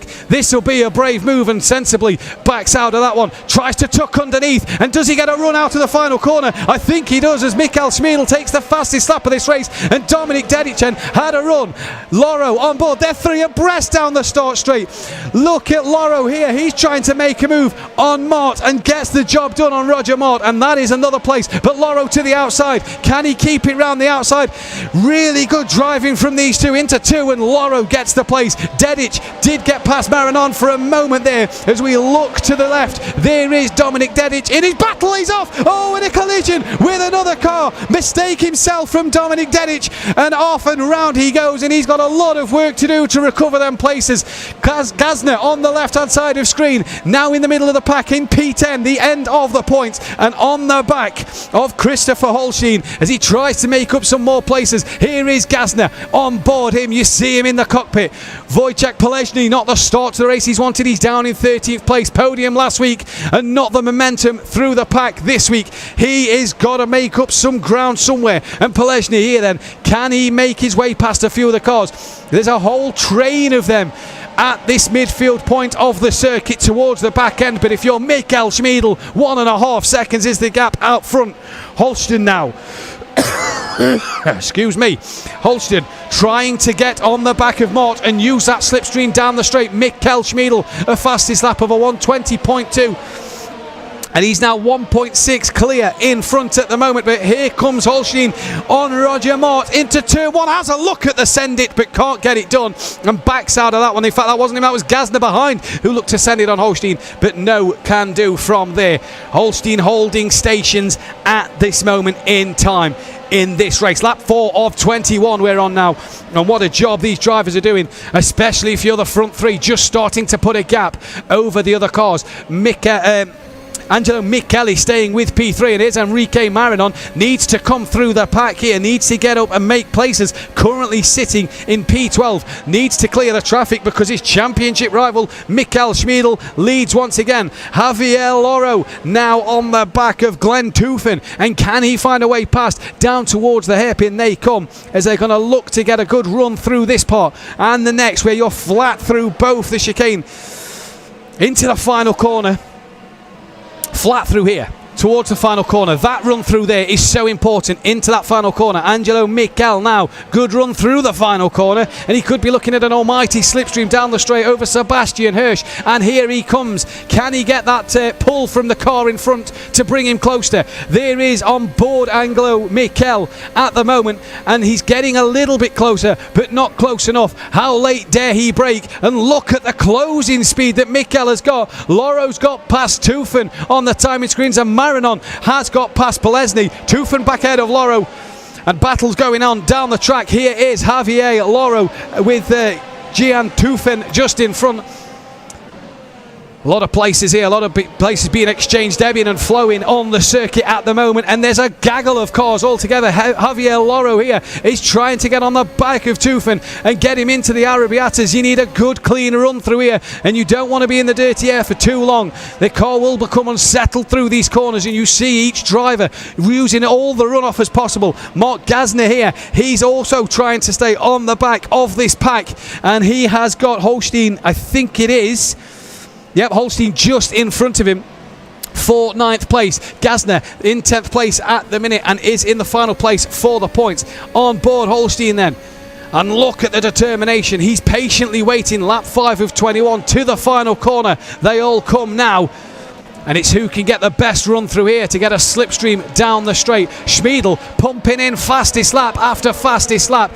Here is Hirsch on the back of Lopez with Angelo Michel just behind him and using that slipstream. And is he going to send one into turn 1? He has a huge look, but thinks better of it and realises that he's not going to make it. He's too far back from there to get the job done. Gasner seeing that Mort and Holstein are side by side, and I think Holstein has got past Mort there. Yes, he has, so job done for Holstein. He can now progress on and chase down Javier Loro.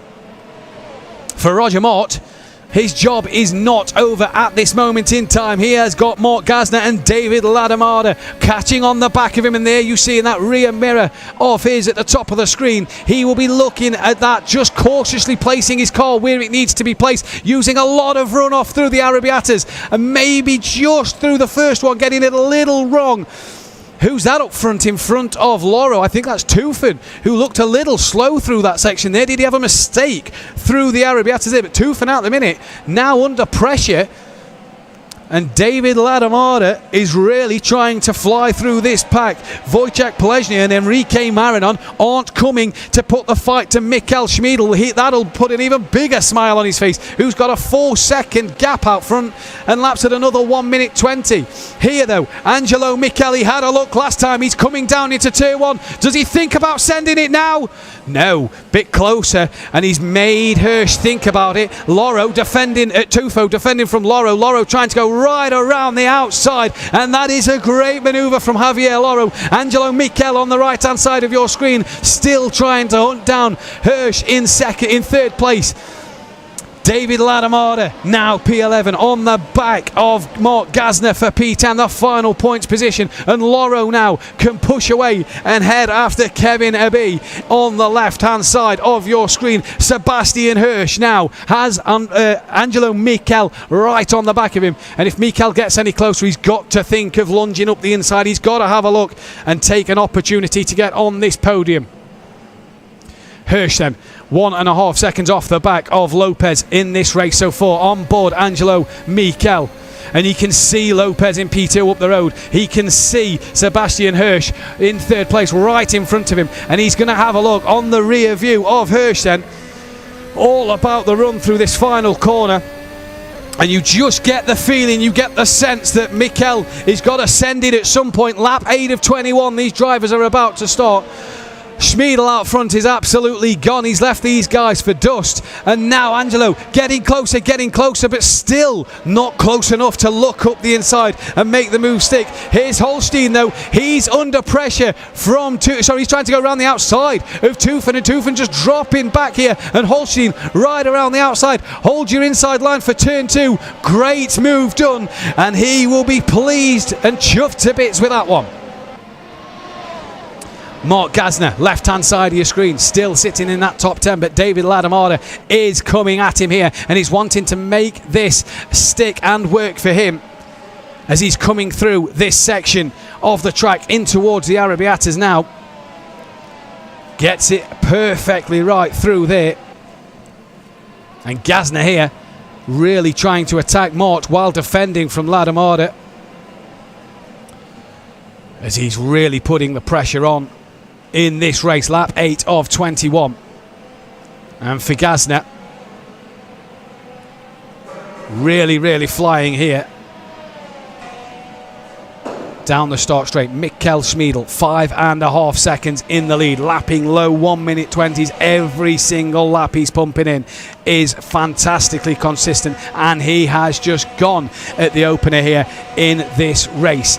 I've lost sound my end. Hopefully we can get that back. Hope you guys can still hear the sound as well. But at the minute, Sebastian Hirsch, then at P3, Mikkel now all over the back of him, and is a lot closer than he's been for a while. And is he going to now look to put the pressure on? But here's Mort looking to get the defend from Gazna, and Gazna up the inside at turn 3. It's tooth and nail. Look at this, they touch a little bit there, wheel to wheel action, and Mort trying to hold on from Gazna, who has to back out of it. And David Ladamada now is really in the party. He's here to play. He's lost it. He spins round into the wall, and that could be the end of his points opportunity for David Ladamada. Frustration for him, no doubt, but promoting a lot of drivers. Kaufman, Polezny, Marinon still down in 15th place. He is still struggling. There is Dominik Dedic. Angelo Mikkel at this moment pushing hard and working hard to get this place back.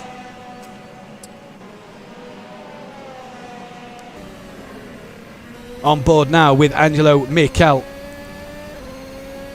as he's coming up to this final part of the track, the starts finish straight. He's in the slipstream now. He's closer. He can see the car pulling in. It's getting closer. It's getting bigger. Is he going to pull to the right and have a look up the inside? Thinks of ascending maneuver, does he? Up the inside he goes, and that on the curb, a little bit of a touch on the wheel, and Hirsch gives him plenty of room, and that is job done. Here comes Devin Iskro up the inside of Kaufman as well. Or is that Polezny? I do believe down in, no, it is Kaufman just in front of him.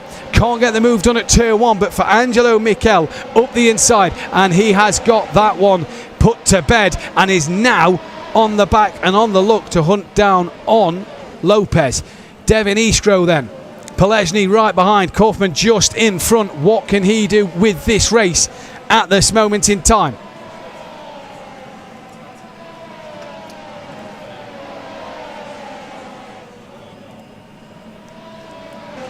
As the drivers just coming through and are looking to make some extra places in this race. Schmiedel, though, out front has absolutely gone. Here is Javier Loro. And what can he do in this one? Right on the back now of Kevin Abbey, and is really starting to put the pressure on. Holstein coming with him as well for 5th, 6th and 7th this is.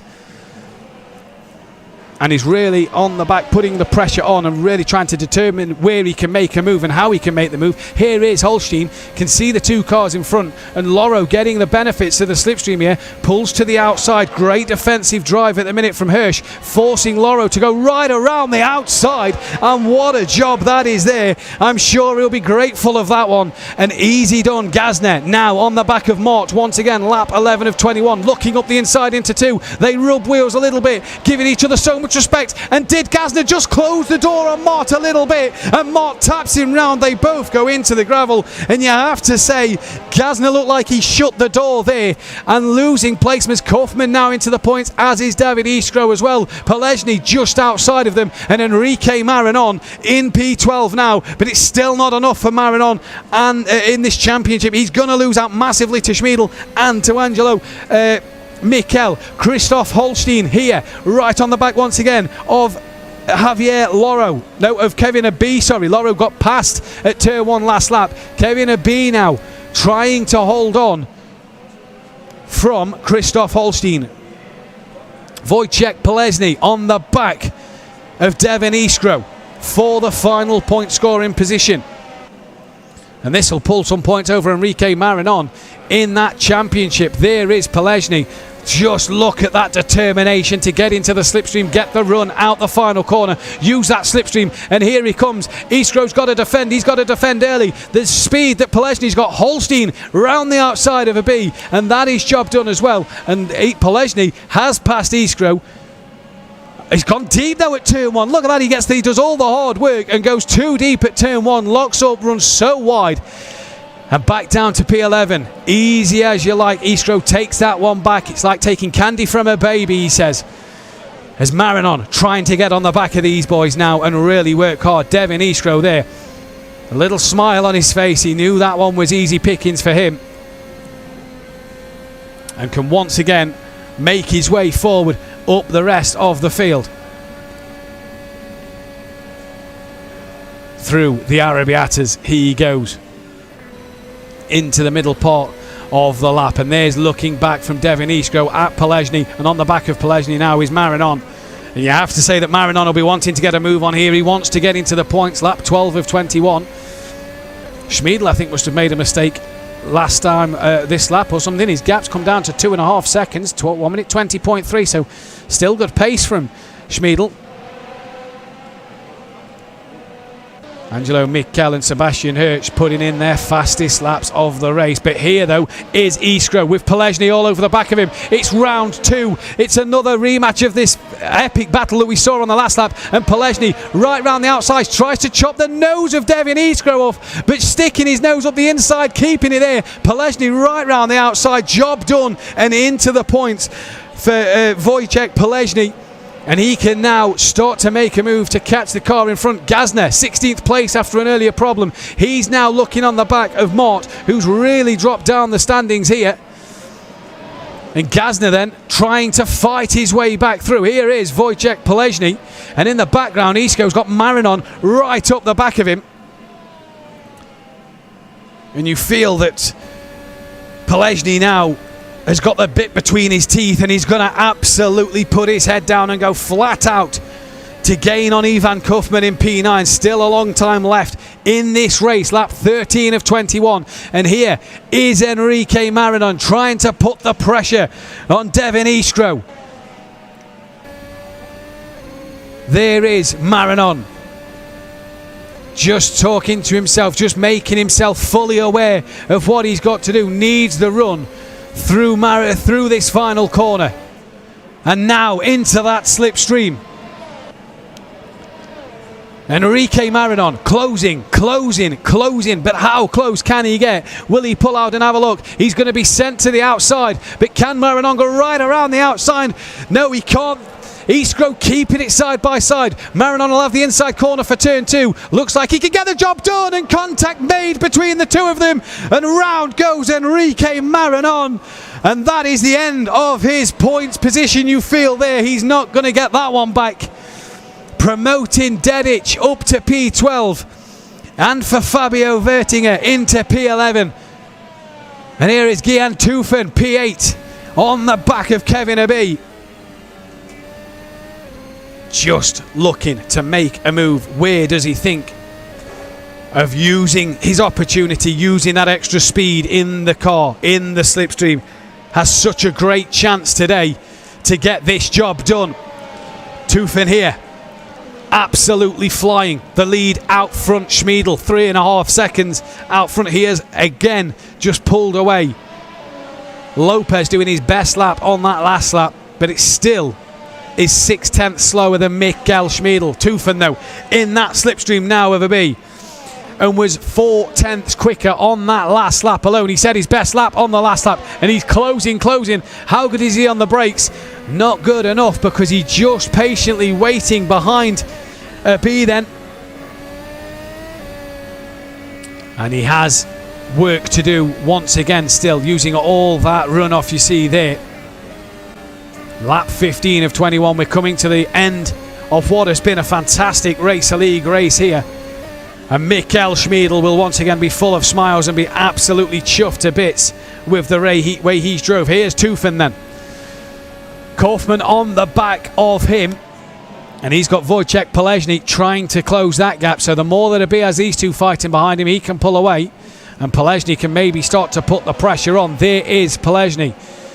There's the trio of Abi, Tufan and Kaufman.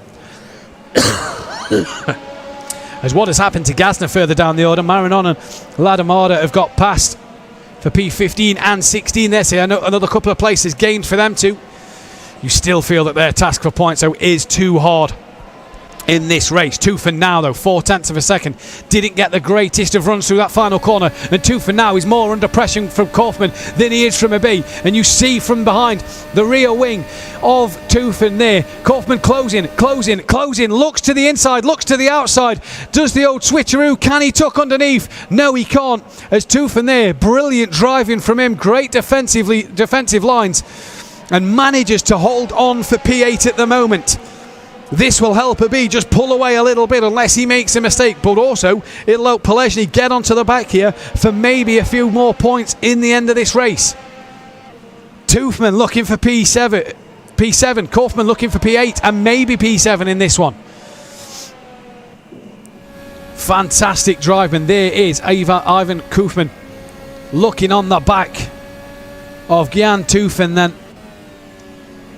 Determined to try and get past, trying to get as good a run as possible. Tufan this lap though has closed that gap a couple of tenths to Abi out front, but goes a little deep at the hairpin, and he say he got a late apex hit, but he's missed the apex completely, and Kaufman there just having a look up the inside, just pretty much letting him know that he's there. Backing out sensibly, looking for that run through the final corner. Kaufman is a lot closer to Tufan this time around, and it's all about the exit of this corner. It wasn't the best exit for Kaufman there, and they're all in the slipstream. It's a bit of a slipstream train here. Holstein does the fastest lap of the race from P6, a 1 minute 20.041, and here comes Tufan. Does he look to send it up the inside? Has a little look, but is too far back, and for Kaufman, you get the feel that he's really going to pounce on this opportunity, can maybe make two places. Look in the background though, Wojciech Polezny is now to 1.3 off the back of this trio and is coming fast. On the back of Abi, you see Tufan and Kaufman really starting to get close to each other. Abi better through the first sector, and who's that? Is that it's not Holstein. We've just changed to Tufan, that's why it was Abi going through the first sector. Marinon getting past Mort a little further down. That promotes him up another place. In fact, Marinon, he's just lost out 2 places. He's lost out to Ladamada, Gasner and Morts. Was Marinon, look, he's on the grass once again, look. So another mistake as Tufan here goes to the outside of Abi into the quick right-left section, and what a manoeuvre, gets the job done. Polezny's now on the back of this quartet as well, and Abi looking to come back at Tufan, all about the run out the final corner, and Abi doesn't look like he's got a great one. He's already side by side with Kaufman here, and they're coming down the start straight. Polezny, look at the right-hand side of your screen as Javier Loro looks up the inside of Sebastian Hirsch. Can he get it done? Can he hold it around the outside? To the left, they tap wheels on the left hand side, and Polezny looks like he could make 2 places here, and Loro still trying to find his way past, gets through though and up into P4 as Hirsch drops down to 5th place once again. Left hand side of your screen, in fact we're seeing the same battle on both sides of the screen now, from Hirsch's point of view and from Loro's point of view. Loro is checking out for Hirsch. He's got Holstein on the back of him. Christoph Holstein really now trying to get that 6th place, and Hirsch is just dropping places back in this race. But Polezny up to 8th place now in this one, so a great job at the line. Hirsch now then really trying to get on the back of Loro once again to reclaim that 4th place, but he just looks like he's running out of steam at this moment in time. Coming late into this race, Schmiedel's coming through the final corner, and we'll start that lap 19 momentarily. Christoph Holstein then. P6, he'll want that P5, he'll want to get off the back of Hirsch and on the back of Javier Loro. Absolutely flying is Loro in this one, and he hunts down Mikel, 3.5 seconds behind Mikel, and was a lot slower last time round. And look at that, Holstein over a second quicker than Hirsch last time around, and Holstein's gone up the inside, and that is a great manoeuvre for P5, and you just feel for Sebastian Hirsch here.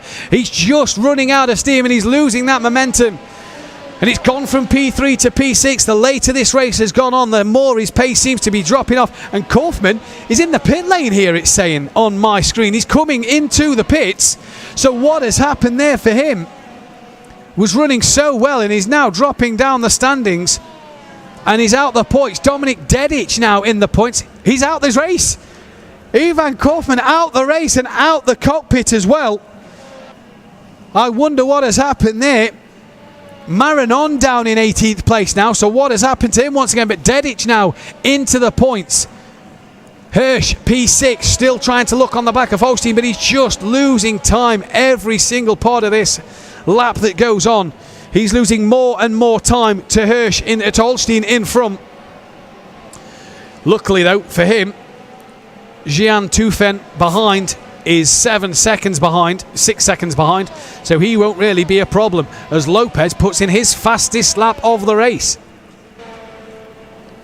In fact, look at that, Holstein up into P5 ahead of Hirsch, pumps in the quickest lap of the race, a 1:20.037, so he is flying, wants to gain on the back of Loro. How much quicker over Loro was he last lap? Only a 10th in it, so he's making up a bit of time, but with 2 laps to go, this man, 5.5 second lead, Mikkel Schmiedl, looks like he's on his way to another win, and with Marinon not scoring any points, and in this race at all, he's going to extend his championship lead over his closest rival, Koke Lopez, your pole sitter, second place, but has Angelo Mikkel on the back of him, hunting down for a second place with 1 and a bit laps to go. And Mikkel will want this place, these extra points that he's scoring over Marinon, who's not going to score a single point today, will help him in this championship. Loro has Holstein 9/10 of a second on the back of him.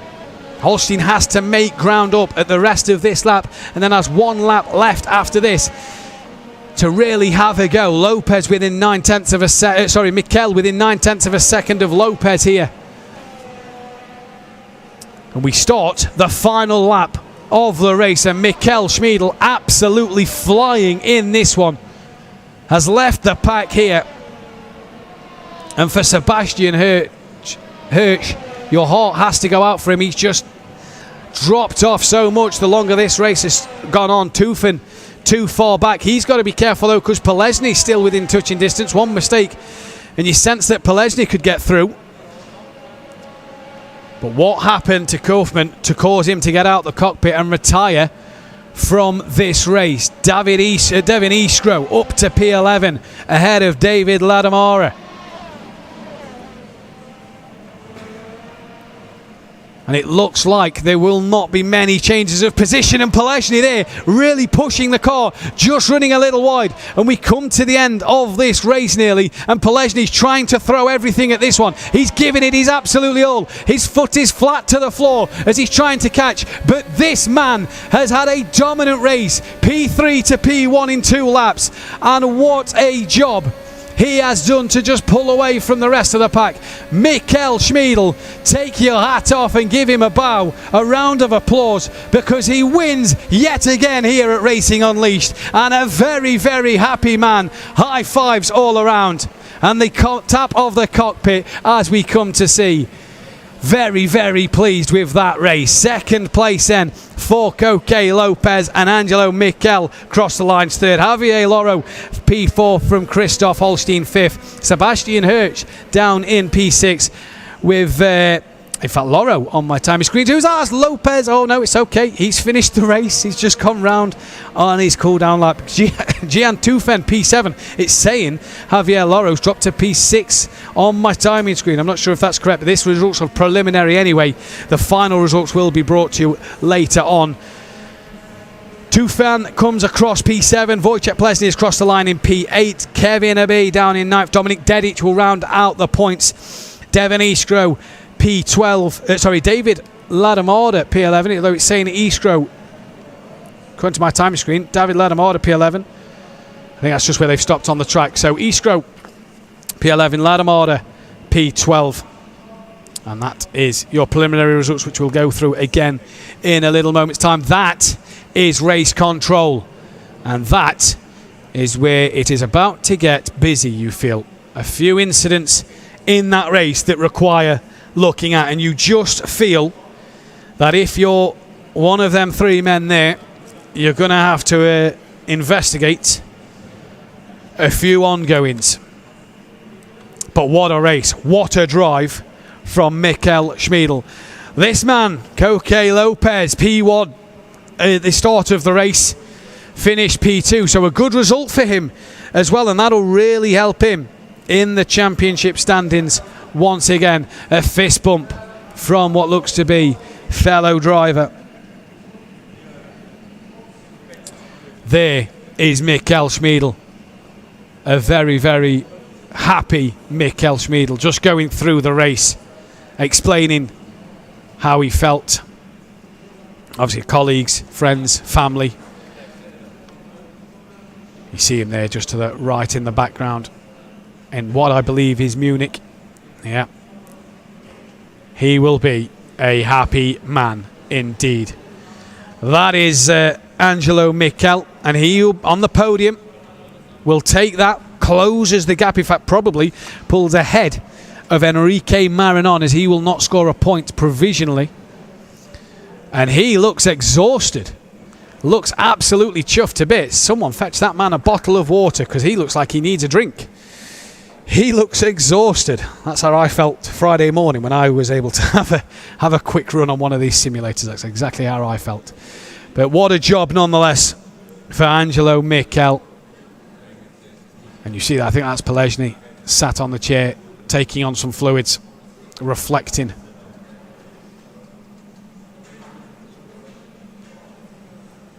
And what a job from Kaufman then in this race. He's had an absolute fantastic start to his season, and his season continues to get better and better. Still high fives all around for him. And he will be absolutely delighted and chuffed to bits with that one. As we go then, next, Brands Hatch for these drivers to take on a challenge, and they will have an absolutely monumental task, as it will be so difficult to overtake around there. What a challenge they will face. But that is Mugello done for the Challenger and the Racer League, and we've got Angelo Mikkel in the commentary box with us, I do believe. Yeah, I hear you. I think we're just waiting for him to come into the chat. Not quite sure on what is happening at this moment in time. Good race for Angelo. Then a P3. Had to make some overtakes, had to get it done. He will be chuffed to bits there, and will pull some points over Enrique Marinon in the championship standings. I don't think we've got him in yet. If so, I can't hear anything. I can hear you. Can you hear me? So I don't know if he's there I hear or not. you. I can't hear Angelo in our commentary box.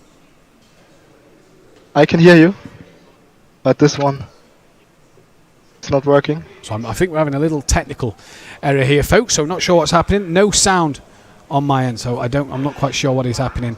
Hopefully we'll get that sorted for you then. But you can see Angelo there and Mikkel Schmiedel in the background at Munich. What a drive from both them drivers today. And every driver this weekend, whether it's Challenger or Race League, can be very, very happy. Okay. So Angelo, P3 in that race. You had to make some overtakes, but a good race nonetheless. Yeah. It was at the beginning of the race. I was not thinking about that. The first lap is going so good. I was overtaking, I think, 2 or 3 cars into the first couple of corners, and was after 4 corners on P6. And I was thinking, okay, now I have some clear gap behind, so I can focus on myself to get in front. Mark spun out in the next lap, so I was on P5 and made the next charge. And I don't know, it was such a good race. I was really trying at the end to get Lupus. Nearly lost it out there because I was so hard pushing to get him, because I wanted the second place so bad. But at the end, I was in the last 2 laps. I was okay. It's give up, drive safe, the second place, the third place home, and be happy about it. I saw this Marinon is not in the top 6. I don't know where he finished, but I think I got the second place now in the championship, which would be absolutely fantastic for me. That is my goal for this race. This was my goal for the race, and I hope I achieved it. So, beautiful weekend. Like you say, very good race from yourself. You pull points over Enrique Marinon, who doesn't score there, as we've just lost picture there 1 second. I think we're just going to try and get the sound back. You gain points though over Enrique Marinon in the championship standings with him not scoring today, so that must be pleasing as well.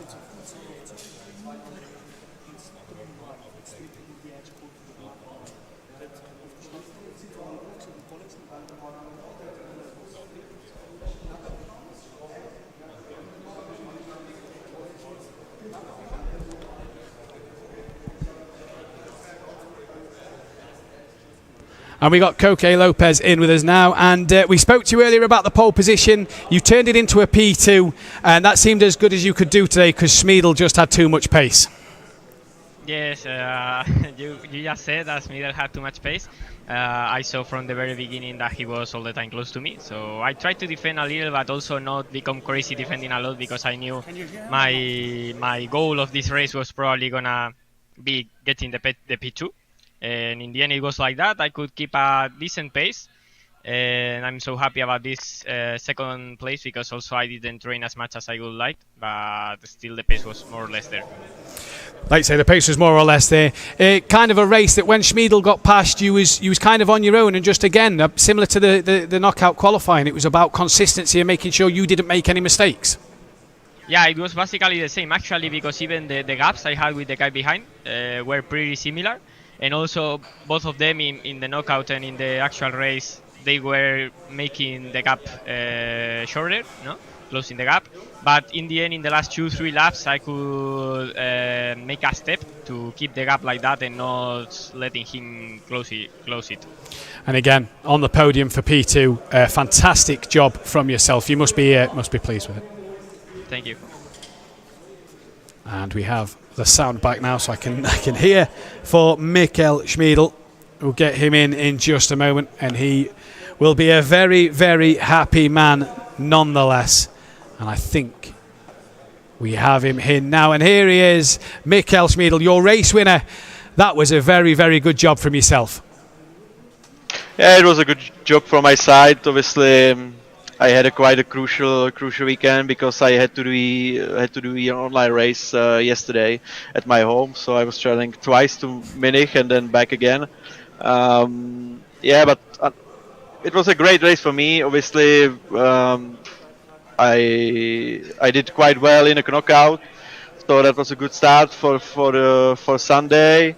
And then I just went round the outside of Lopez, and that was it. You got the job done relatively early in the race. Second lap, you took the lead. You didn't really look back from there, neither did you? It was job done and pull away. Yeah, it was job done, but as I said, I had a difficult weekend, so I did one mistake at the exit from turn 2. The game itself was lagging as well, but I feel like I lost the concentration in that lap. So I just need to be more relaxed next time and have more energy to it. Enrique Marinon not scoring any points at the moment, and Angelo Mikkel getting P3 means you extend your championship lead at the moment. That's got to be another thing to be happy about.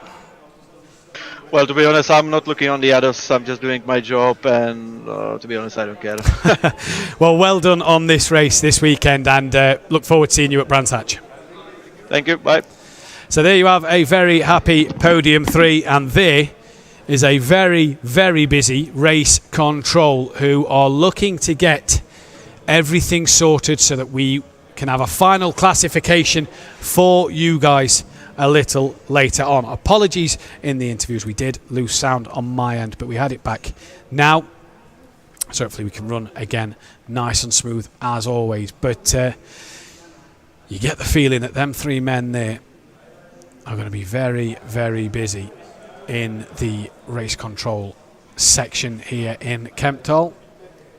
And as I just look not only at the monitor but at the screen to the left of me over my commentary booth, you can see them just making sure they're looking at every possible incident and making the right decision. So for the drivers today and yesterday, job well done, especially if you're Mikkel Schmiedel today. And like he said, a busy weekend to race yesterday for himself at home, and then to come to Munich today and get this race done. he can now rest and relax for the rest of the weekend and calm himself down and get ready to go again in a month's time at Brands Hatch, or in a few weeks' time, should I say, at Brands Hatch, in what will be an absolutely fantastic race. There is our lounge in, I believe, at the near Zurich International Sharm, I believe it is. And the highlights of the race in the Racer League here.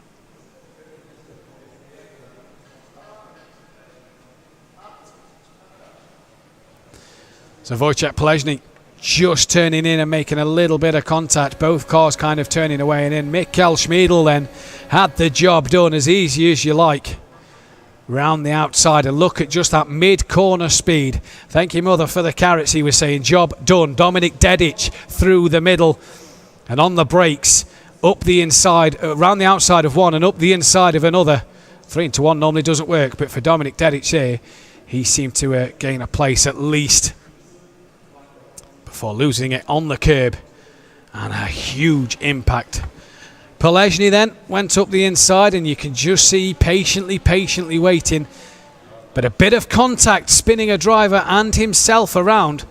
But if you look at that, the other driver managing to point him in the right way and him going off again. Gasner being tapped round there, but you just feel that he maybe closed the door on Roger Mart a little bit. Just here, look. Just seems to not give Mart enough space, and that makes a bit of contact between the two. Gasner late on the brakes up the inside. They just touch wheels a little bit.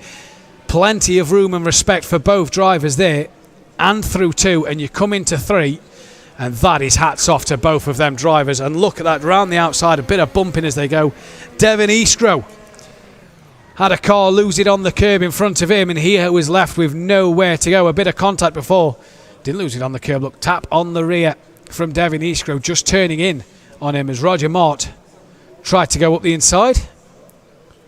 Hits the curb hard, and a bit of contact made there on the rear wheel as well, as they both come together. Before this man, Mikkel Schmiedl, took another race win, and he was very delighted with that. A very happy man.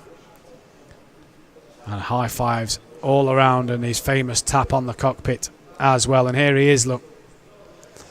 The high fives, the fist pump, the tap on the cockpit. He was a very happy man in this race. And pulls away in the championship as well. He makes sure now that gap is even bigger. We seem to have lost picture at the moment. Hopefully you can still hear me. We're back. There we go. Race control then. More and more people turning up to look at race control and to keep their eyes on what they decide in this one. What a race weekend it's been here at Racing Unleashed. The Challenger League yesterday and the Racer League today. Great action from both sets of drivers here at the Mugello circuit across our racing lounges at Racing Unleashed here. And the podium then is official, we can confirm, and this is how it stands. Mikkel Schmiedl, P1 yet again, and he'll be chuffed to bits with that. Koke Lopez in P2 from Hit the Pole Sitter on the grid. And Angelo Mikkel in third place, and I'm sure he'll be delighted with that one, as that could put him into P2 in the championship. Overall, and your provisional results then, Schmiedl from Lopez from Mikkel, we know he's classified, and that is final, but for Javier Loro down, all will be decided. Javier Loro P4 from Christoph Holstein in 5th. Sebastian Hirsch in 6th place. Gian Tufen 7th place. Wojciech Polezny in 8th. 9th for Kevin Abbey, and Dominic Dedic rounding out the top 10 and the final point scorer. Next page, Devin Eastro, P11 from David Ladamada in P12. Mark Gasner, 13th from Fabio Vertinger. Roger Mart in 15th place from Lars Bulmer. Enrique Marinon. And then Tobias Schmidt and Ivan Kaufman did not finish. There then, the podium at Munich. As we say, steady, on you get. As Angelo Mikkel then will receive his trophy for third place, and a high five there. And he lifts it aloft, and a thumbs up from everybody in Munich. Great job, Angelo. And we head to Madrid, where we should see Koke Lopez. There he is. And another happy man, another smile on his face. P1 on the grid to P2 overall at the end of the day. And a nice trophy for him to take home and put on his shelf. Smiles all around there. And we should be seeing your race winner. A tired man nonetheless. A high five between the two. And up to the top step he comes. He's going to get used to being up that high in a moment. High fives again, and another trophy for Mikkel Schmiedel, who takes that first place. And what a job for him here at Mugello. Another race win and more championship points in the bag.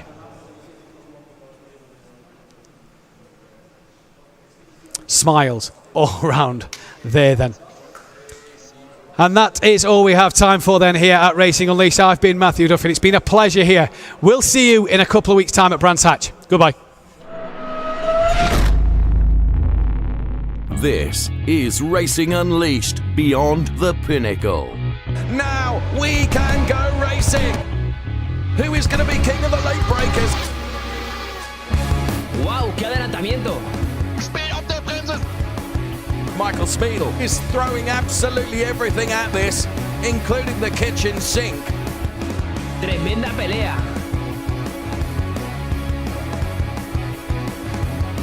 Disaster strikes. Unglaublich. Wow, qué pelea. I'm loving this.